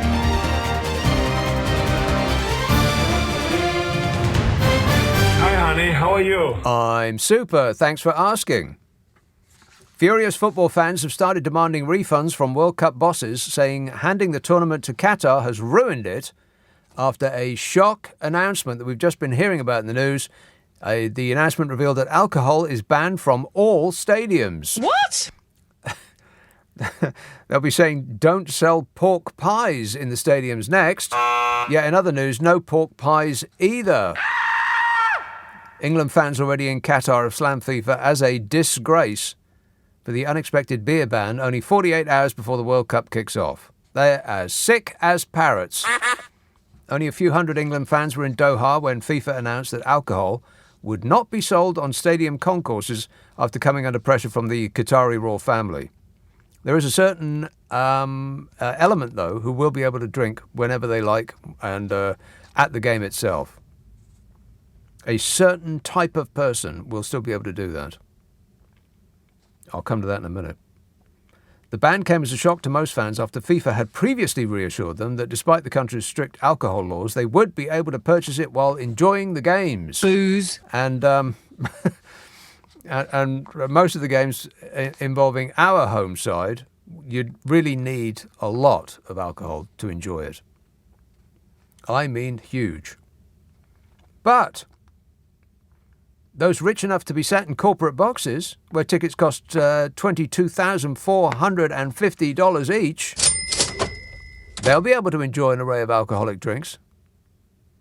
It's all about the money, honey. Fabulous. Qatar enforces an extremely strict interpretation of Islam which restricts women's rights and criminalises members of the LGBTQ plus community, as well as banning public displays of affection. Disgusting. And the public consumption of alcohol. Don't drink, don't smoke. What do you do? Subtle innuendos follow. Rock and roll! And that LGBTQ plus, by the way, I think if I was a plus, I'd be offended. Don't you? What, I don't get my own letter? What, I'm just a plus? You can't be bothered saying any more letters, so I'm just a plus to you? I mean, who says that you have to stop at Q? Why can't you just, what about the A's? And not only that A, but the other A. No, not that one, the other one. The other one. How come they don't get a mention? Plus. How offensive is that?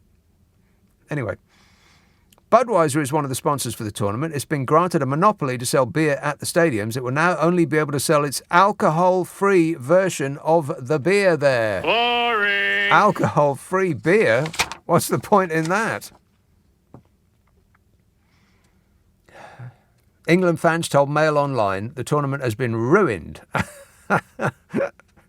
And FIFA should not have given in. They complained that they would not have spent thousands of pounds on tickets and flights if they had known about the ban beforehand. Because, it's not about the football.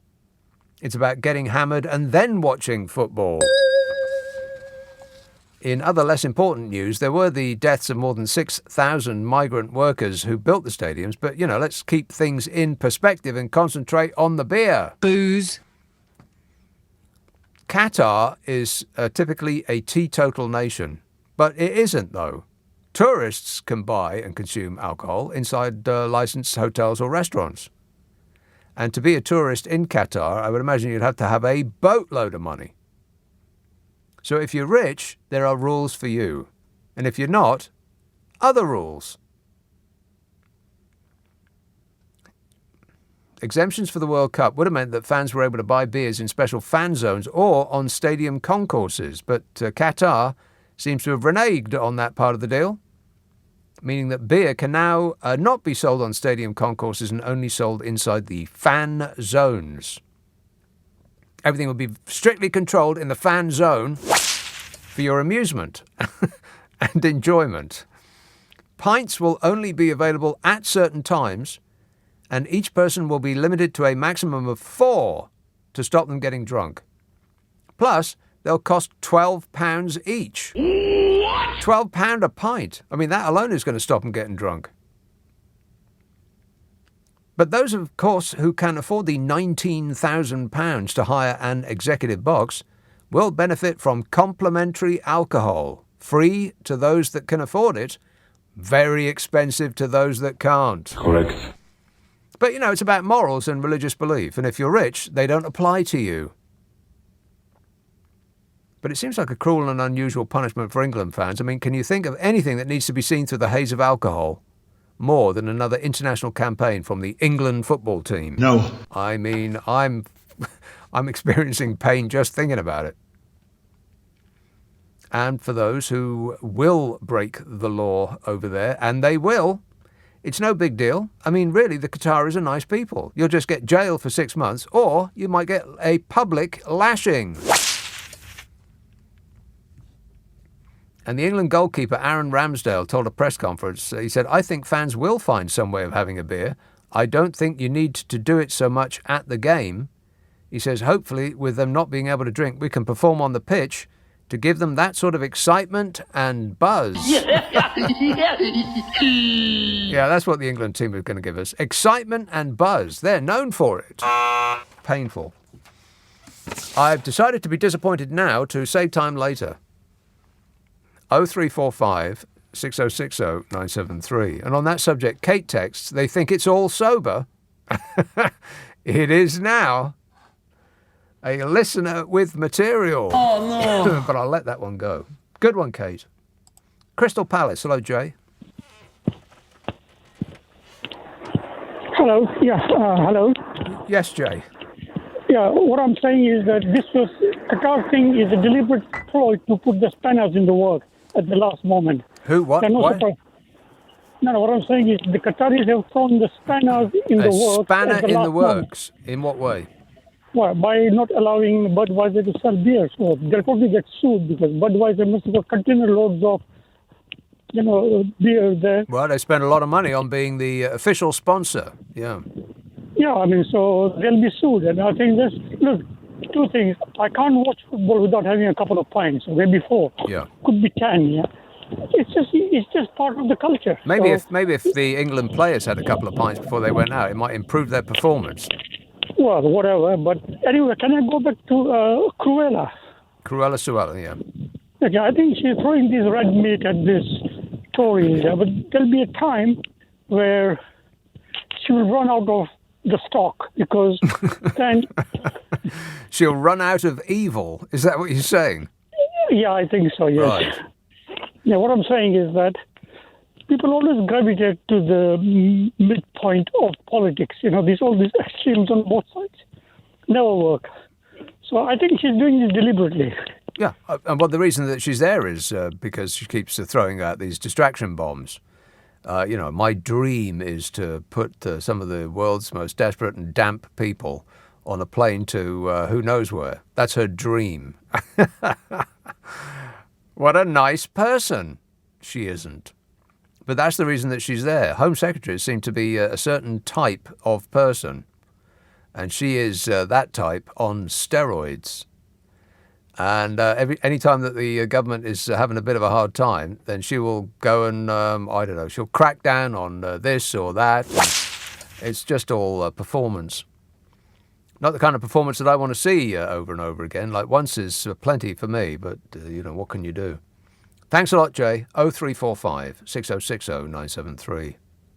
Keith texts, could we not have made our PPE masks out of £10 notes? Well, that certainly would have been cheaper, yeah. And Tom says the Tories are the reason that we're in this mess, yet they try to place the blame back onto us. Are they spiteful or deluded? Well, can they be both? Or is it neither or? Let's have Haverfordwest. Chris. Good morning. Where's Haverfordwest, Chris? Beautiful Pembrokeshire in southwest Wales. Oh, lovely. I'm phoning to follow up from Mike's call just before the news, actually. Yeah. I very recently joined the Labour Party. First time I joined a political party. Really? Mainly inspired by the need to get a change of government. I'm just about to cancel my membership after a few weeks. Of the Labour Party? Of the Labour Party. Right. Now, okay, why did you join and why are you cancelling? Well, my main motivation to join was to push for an election, hopefully a change of government. Right. To get the Tories out, to be honest.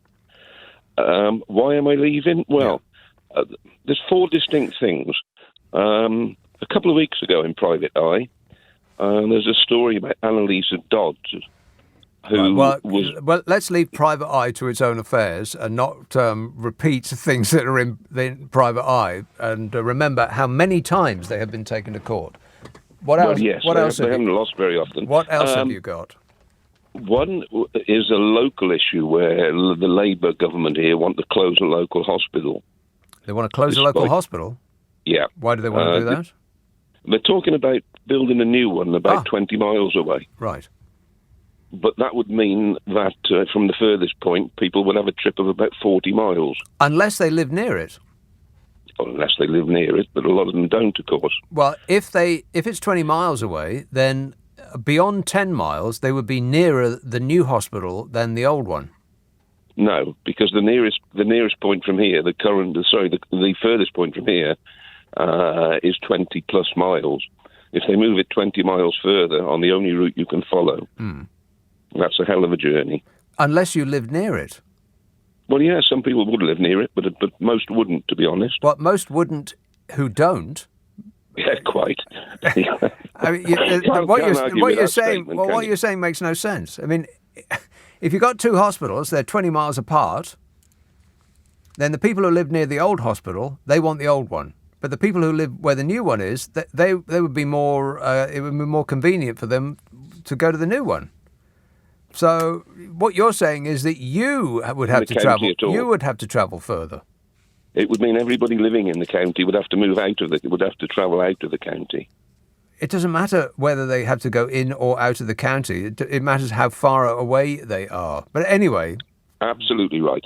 But the other thing, the primary thing, was the interview, I think Mike referenced it, with, what's her name, the Shadow Chancellor, is it Rachel somebody? Yeah. And her comments then on rejoining the single market or the customs union. Right. And there was no suggestion there that they would even think about moving towards doing anything about it. With the regulations and so on. So that means those three or four things in conjunction made you spit the dummy and say, right, that's it, I'm leaving. Absolutely. Right. So where are you going then? Who will you now give your allegiance to? Nobody special, because it will depend on the policies they come up with. Right. You're a floating voter. Yes, except I certainly wouldn't float towards the Tories.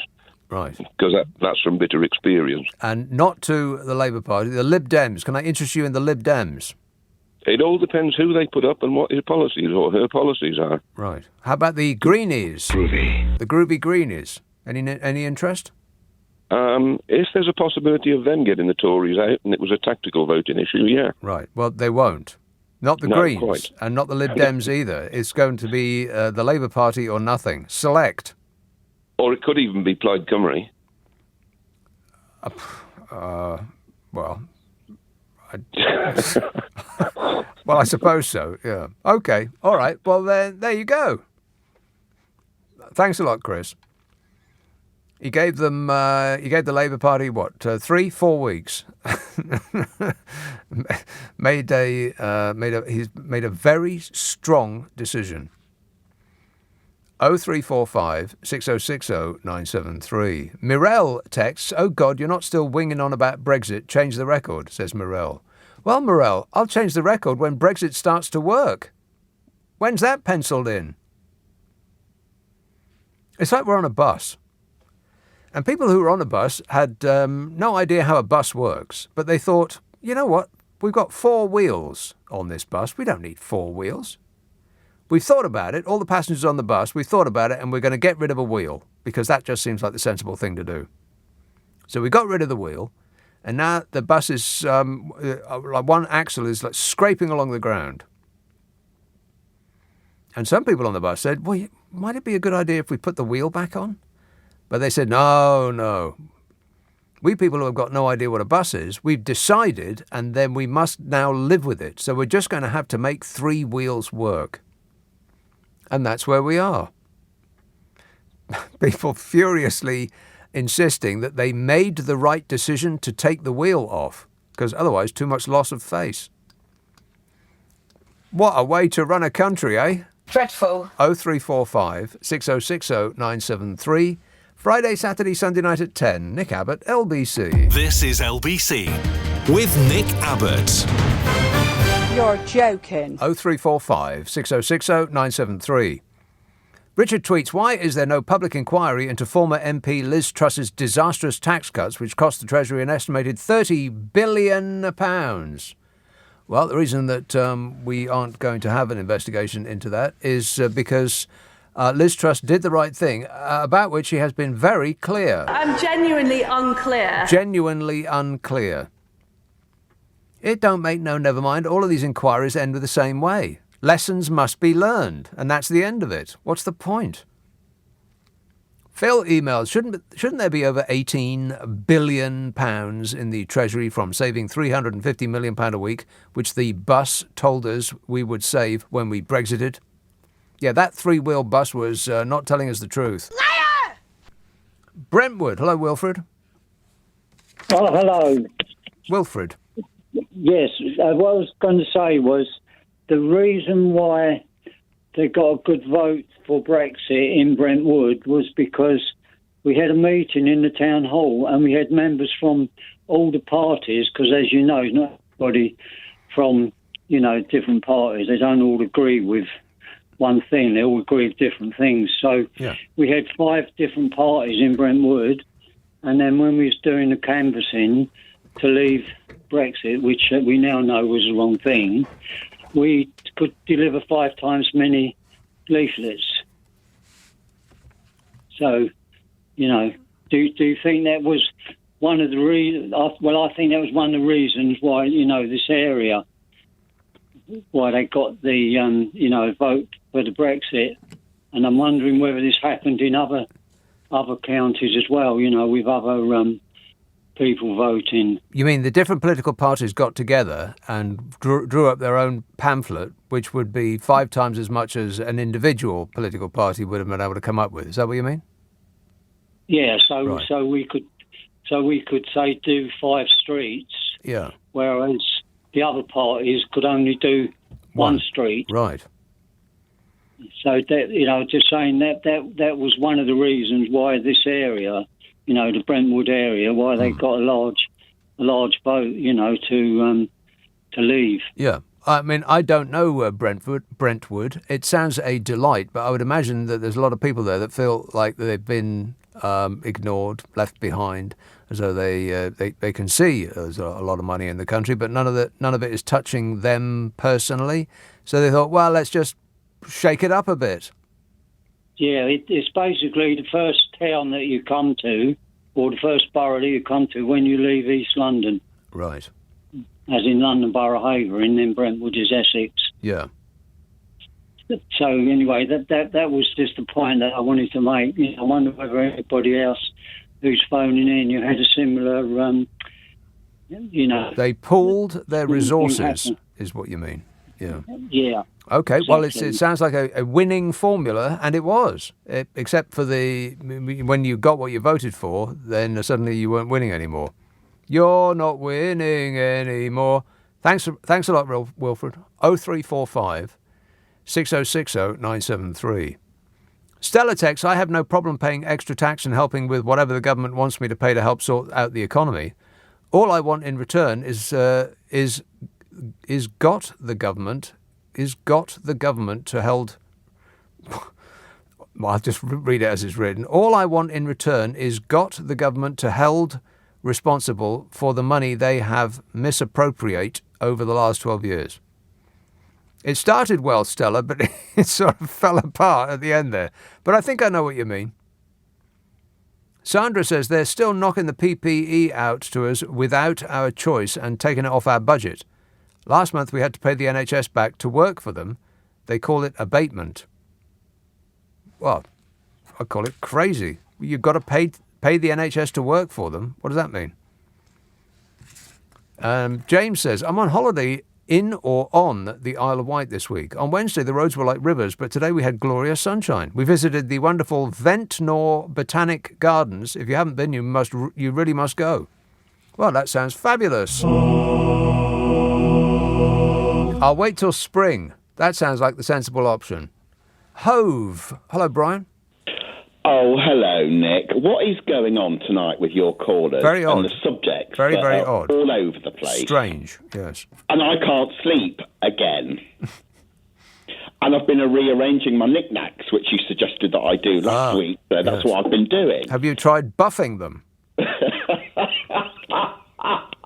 I've been hitting my head against the headboard because I just can't stand what people are saying. And honestly, you talk about people's telephones. What on earth is going on with mobile phones? Terrible. I mean, really abysmal speaking tonight. English? It's like there must be some sort of static interference from space because they have been... It sounds like you're talking to me on a landline. I am talking to you on a landline. I've just had a new number put in, and I'm really pleased with it. But I'm not pleased with my broadband. You keep dropping out tonight. My broadband. It's terrible. I'm going to have to listen to you tomorrow morning. Yeah. Because I can't concentrate on what's going on when you drop out every so often. Well, here's a tip. You see, this show, the Friday and the Saturday night shows, they get stuck up the internet as a podcast. Now, if you have one of those stupid smart speakers, then the magic phrase is... open Global Player and play Nick Abbot The Whole Show podcast. Now, the podcast version of this show is where we take the news and the ads out. It takes less time to listen to. You'll use less electricity. And in no time at all, Brian, you'll have saved up enough to buy yourself a landline phone. I know, it's really exciting. I love listening to your adverts anyway, so I like listening to the whole show and nothing but the whole show. Right. Well, we appreciate your cooperation. I was practicing your breathing techniques last week. Yeah. I breathed in on Tuesday and I didn't breathe out till Thursday, and it still didn't work. Well, you get maximum points for good effort there, Brian, but maybe hold it for another couple of days. Oh, and I'm having a cup of tea now and a slice of Christmas cake. I mean, what? Christmas cake? Yeah, I love a bit of Christmas cake. But well, who doesn't? But not in November. Does that mean I'm not going to be able to sleep later on tonight? Not in November. No. Oh, no. Christmas cake is just for Christmas, unlike dogs. Oh, I've let myself down then, haven't I? I think you have, yeah. But I want you to think about what you've done, Brian. Thanks a lot, mate. 0345 6060 973.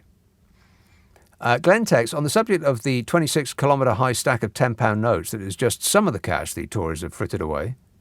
26-kilometre high stack of £10 notes. That's £2.6 billion, which this government seems to just chuck away like it's nothing at all. 26 kilometres high stack of £10 notes. That's not end-to-end, that's flat stacked. 26 kilometres high of £10 notes is 2.6 billion, and this government just chucks it away like it's nothing. Well, it's nothing to them. Anyway, Glenn says, I was wondering about our Fishy Sunak and his wealth. If Fishy stacked up all his tenors in a pile, in his luxury pad, generously decorated by his best mate, the pile would stack high enough to stop flights in the capital. Yeah, easily. It would interfere with satellites in space. Are you kidding? Oh, blimey, look at the time. 0345 6060 973. It really is. It's as though time is speeding up, don't you think? Doesn't it fly when you're out of your mind? 0345 6060 973. Text 84850. Email nick@lbc.co.uk. If you're on Twitter, it's at LBC, assuming that Twitter still exists. Does Twitter still exist? Is it still a thing? Call 0345 6060 973. Oh, hello. Well, that was an interesting poll. People say in vast numbers, 70% of those who expressed a preference say that nurses are quite right in going on strike. And then about half of those people said that what they're asking for by going on strike is too much. So that makes as much sense as anything else that I've heard this year. And, oh, by the way, no, it is not too much. 17% might seem like a large number, but keep in mind that nurses' pay has dropped by about 8% in the last 12 years, since the you-know-who party took over. Yeah. Wait a minute. It's gone down by 8%. So take 8 off the 17% that they're asking for now, and that's 9%. And 9% isn't even keeping up with inflation. So a 17% pay rise is not even getting them back where they should be if they hadn't suffered for 12 years of austerity. And if they're on £30,000, a 17% pay rise would make it £35,000. Are you seriously telling me that a nurse up to his or her elbows in ick and, isn't worth £35,000 a year?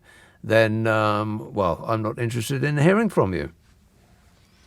0345 6060 973. Bodmin. Hello, Malcolm. Oh, Nick, how are you, mate? Good, thanks. Nick, three things. Start with the funny one first. Trump in America, president number whatever he was, 45. Yeah, the Justice Department they've appointed a special counsel. Yeah. And he is, I think he's an American lawyer who went to practice war crime in The Hague. Right. He's been brought in to handle the investigation into Trump. Now, this is exactly what, the same thing has happened the first time he was impeached. Do you remember, what was his name? Comey was investigating, and then he handed over to the big man. Right. His name escapes me. So that's Trump. He's on live this evening later. He's going on whatever Fox News one suspects to protest at the fact that they've brought in a special investigator to investigate him. Yeah. Second thing, he's going to be protesting, and if he ever gets holed up in court, then to absolutely every question, the answer will be, I know nothing. Yeah, he doesn't know anything at all. Well, yeah. Then the football. I think being an someone who likes football and played a little bit when younger, and knowing what football is all about, the culture and so on. If I was the fans and if I was a Budweiser, I'd be absolutely livid at this. And what the World Cup are thinking, my God, all the money that the fans, FIFA, Budweiser have invested in this. Yeah. And for Qatar simply to say, we're not going to have any booze in the ground now, unless you're rich. If you're corporate, yes, unless you're rich or one of them. Yeah. And then finally, Nick, the thorny subject of Brexit. We've been talking about this a while. I keep saying this. And in the last week, Nick, I have become quietly convinced, and I'm just going to let it wash over me now, mate, because it's been 4.5 years of absolute nonsense. I have a sneaky feeling that Brexit is going to be reversed, and it will all be done by the politician, quietly but surely, because there's no other way of life other than life in the EU in some form or other, Nick, for the United Kingdom. Let me tell you what I think is going to happen. It's as simple as that. And it'll be done quietly, mate. Well, yes, very, very quietly, such that you won't actually notice. They will never admit that this is what they're doing, but we will have to ally our regulatory system with the EU's, because otherwise you're just dumping a ton of red tape onto companies that are already suffering. So at the moment, we're about to bring in our own CE mark, UK, someone or other, I can't remember what they're calling it. But companies that used to have a CE mark on, and pretty much everything you've got around you that's made in Europe or sold in Europe will have a CE mark on it, which means that it's safe to use, essentially. And but that's not good enough for us. So the companies in this country are going to have to apply to get the UK safety mark. And if they want to export to Europe, of course, they're going to have to get the CE mark as well. So that they're doubling up the cost, doubling up the time. It's just stupid. It's just really, it's just so fantastically stupid. I don't know anything. And it's just so that they can say, oh, this is a benefit of Brexit. We can set our own rules. But of course we can't unless we only want to sell to ourselves. It's moronic is what it is. And that people still defend it It just blows my mind. It really does. So we're going to have to just accept what the EU rules are, but we won't have any say in what they are. We used to, but now we won't. Everything will be the opposite of what we were promised. We won't have sovereignty. We'll just be taking instruction from Europe, but have no say in what those instructions are. Because otherwise, this country is destined to just deflate like a slow-punctured balloon. It won't go pop. It won't be an explosion, but it'll just be, just letting out the air in a tyre. That's our future. Thanks, Malcolm. 0345 6060 973. Glenn takes on the subject of the 26-kilometre high stack of £10 notes that is just some of the cash the Tories have frittered away. I was wondering about our own fishy Sunak and his wealth. Oh, no, I've read that one already. I got halfway through and I realised I'd read it already. Jeremy says, or Jerry rather, it's been reported this week that Dominic Raab has referred himself to the independent investigation into complaints of bullying against him. Raab said he has every confidence his name will be cleared, firstly because he got away with sitting on a deck chair when he was Foreign Secretary during the fall of Kabul, and secondly, it's going to take some time for the investigating officer to muster up the courage to enter the same room as him. My name's Dominic Raab, and I'm a Tory. Yeah, I believe you. 0345 6060 973. Who's been waiting the longest? Let's see. Tralee, Karen. Oh my gosh. Hello, Nick. Karen. Oh my gosh, this is such an honour. Is it? I normally live in Australia, so can you hear me okay? Very clearly. Where are you? Are you doing that thing where you go, can you hear me, can you hear me? Oh, no. I can hear you, Karen. You're coming in very clear. Clear as a bell. Go ahead. I love it. I love the big bongs. So do my sons, unfortunately. They're 20-year-old twins, and it's dodgy. 20-year-old twins. Oh my gosh, this is my dream come true, honestly. So yeah, I'm up from Australia visiting my parents in Ireland right now, and I have been in Australia for 11 years as a citizen and stuff of Australia. So I've got 3 passports. I've got a British, an Irish, and an Australian passport. Wow, and you have at least two. At least you have at least 2 escape routes. Excellent work. Yes. So I'm loving my EU little sort of drop. I keep thinking of like Willy Wonka's factory, right? So you have your EU passport to just drop down via the Irish route, and oh my gosh. And if you really, really need to get out of the area, then you've got your Australian escape route too. Well, you haven't been here in 11 years. What difference do you notice on your return? Oh, you know what really shocked me? So we moved over in 2011, and in 2014, I came back and we were living in... so I moved all over. I lived in Manchester, I lived in North Wales, I lived in Devon and Cornwall. And in Cornwall, it was the first time I experienced food banks. And I was like, what the hell is a food bank? And that was the biggest shock to my system. I've never seen that anywhere I lived. And I grew up in London till I was 21. And I was like, I can't believe why food banks need to be a thing in a fully developed country like the UK or Great Britain and Northern Ireland is. And What's amazing to me, how tin-eared Tory politicians are, because they will go to a food bank and take a selfie of themselves at a food bank and then tweet how marvellous it is to have food banks, rather missing the point that we've only got them because of 12 years of Conservative Party rule. Yeah, exactly. So I was born in 1972, and it took me to 2014 to see a food bank. And we lived through all sorts of political upheavals, and I'd never seen anything like a food bank, and I was shocked. But my original question... Hang on a minute. Wait a minute. My original question was, you've been away for 11 years, so when you came back, what difference did you note? It's like, what the hell? You're not really listening to me, are you, Karen? Sorry, Nick, go. When you came back, did you notice a difference since you'd gone? Yes, hugely. Absolutely. Go on. Yeah. Just the drop in the living standards, that's the thing. So the difference in living standards is huge. And I'm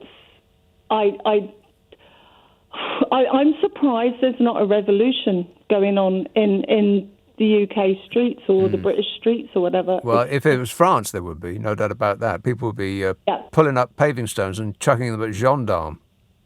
Yeah, and we were in France in 2018, and they were having was it Jean Brazier, whatever, so they were having the yellow coat. Yeah. Yeah. Well, there's always something going on. They are. They're like their long lunch breaks. But yeah. Well, who doesn't? Still, they stand up for their own rights. That's right. I mean, it's interesting that you say that, because when you're living in a place, you don't really notice the sort of diminution. Took a while to get there. The diminution of your standard of living is like a frog in boiling water. If you put it in cold water and heat it up slowly, it doesn't notice. And I don't think we've noticed, not really. But when you go away and then you come back after a while, then, it becomes much more apparent. All right, thanks a lot, Karen. 0345 6060 973. Tim texts, that Jezza Hunt needs to have a natter with the nice Harry No. Keith says, do think tanks also think outside of the box? No, Keith, only inside the box. Correct. That's the nature of a think tank. 0345 6060 973. Text 84850. Email nick@lbc.co.uk. If you're on Twitter, it's at LBC. Friday, Saturday, Sunday night at 10. Nick Abbott, LBC. On LBC, call 0345 6060 973. Stephen texts, Richard Branson is famously quoted as saying that the fastest way to become a millionaire is to start with £1 billion and then set up an airline. Well, that's probably true. Southampton, hello, Kev. Hello, Nick. How are you doing? Good, thanks. I'd like to comment on two things, if I may. The firstly was around the Brexit debate. I'm sick and tired of media and people telling me that, or telling the people that voted for Brexit that we didn't know what we were voting for. Yeah. Because. Well, what did you vote for? We knew exactly what we were voting for. What did you vote for? It's the problem with the government not delivering it. No, the other day, and that was on both parties. It isn't because there is no it. What did you vote for? I voted to leave I voted to leave Europe. Right. Okay. I voted to leave the common market. I voted to take control of our own borders. Right. We haven't done that. We haven't done any of that. Exactly, because the government of the day, Conservative or Labour, not delivering. There's no backbone. It's not Labour. Let's be absolutely clear about that. It's the Tory party that have been in power for the last 12 years. Yeah, but hang on a minute. When the bills were going through Parliament, the parliamentary parties had to vote on it. Right or wrong? Yeah, but they done everything they could to block it. Done everything they could in their power to block it. I don't know what is going on with phones tonight, but there must be some sort of like it's a sunspot or something like that. I'm only getting every other word, Kev. But the problem with people saying that I knew what I was voting for is that you didn't. Because Brexit could be an entire rainbow of different things. Each person probably had their own specific reason for voting for it. So there is no it there. It's just like a vast wish list of the things that you hoped for and have not been delivered because the people that told you to vote for Brexit were lying to you. So you didn't know what you were voting for. Because if you did, then this is what you were voting for. And no one's happy with this. I've got to move on, Kev, because there's just something seriously up with your phone. Let's go. Let's see if we can get a better reception from another country. Belgium. Emma. Emma. Hello again. Hello there, can you hear me? Hello there. Kind of. Not great. Is it not great? Not really, but go on. Okay, so first of all, I was just going to reflect on that last comment that it was an indicative vote that we voted for, so it wasn't actually anything that anyone were obliged to follow. So there was no legal requirement for the government to follow it. But anyway, that wasn't the point I was going to make. But, technically, but nobody. Technically, yeah, but that's not how it was presented to us, and nobody believed that. But more for fun, I thought it was just made me think, listening to some previous callers, to let you know. So we have a couple of supposedly British shops in Brussels where we can go and get Marmite and, just feel comforted with home. And over the last sort of 12 months, every product has been replaced by, so Walker's Crisps have been replaced by Tato's, as in an Irish brand. So everything now is Irish. Everything we buy is Irish. Because it's easier. We can't get the English equivalent, and so we now we joke about it. All the people working there are actually English themselves or Scottish. So everything we buy now is coming from Ireland. So Great. I'm assuming there must be lots of companies who used to supply. It must be completely screwed. I don't know how it quite works, but. Well, it's not working at all, is how it's working. No, exactly. So So what's the Irish for Bovril then? Well, I'm not quite sure. Right. It's for some Gaelic temperate, but just a good example of that is. So the co-op, we used to get stuff from the co-op in Waitrose, so I was always quite pleased with getting my stuff from Waitrose. But now we have everything coming from everyone in Ireland, anyone in Ireland listening. Well, it's called Super Value, which is their equivalent, I suppose, of the co-op. So all our stuff now is Super Value, crisps or cans of pop, whatever. It's all Super Value. It's all the same stuff. And it's called Super Valley. Super Value. So super value. All super one word. Right. Okay. Well, it does have the word super in it, so it's got my vote. Well, I mean, how could it not be? If they call it super, how could it not be super? Exactly. Yeah. So there's all these Irish people rubbing their hands. That's the reality. Ireland, of all countries, have just absolutely rubbing their hands. Well, yeah, they're doing fantastically well because they can still trade with the EU, as can Northern Ireland, which is why that's the only part of the UK that's actually doing well. So when we keep hearing from the DUP going, it's really we've had it's complete bunkum because they're absolutely having a roaring trade. So, that's just the reality. OK, thanks for a shot of reality there, Emma. Appreciate it. 0345 6060 973. Let's see if I can squeeze one more in. Who's been waiting the longest? Be totally fair about this. Uxbridge. Hello, Harry. Oh, hi. Harry, have you seen Boris Johnson lately? Yeah. Wait a minute. I bet the answer is no. Certainly not, sir. No. Certainly not. Thank you very much for allowing me to come to your show. I generally go to sleep by 10, but Me too. Weekends, I always keep awake till you finish your show, Right. sir. Well, thanks, Harry. Only question I wanted to ask or propose, actually 2 points. One is, what's wrong with our politicians? Most of them seem to agree that Brexit is a bad thing. Yeah. And we should go back. And still openly, they won't do it. Keep saying we will not join. Right. I don't understand that.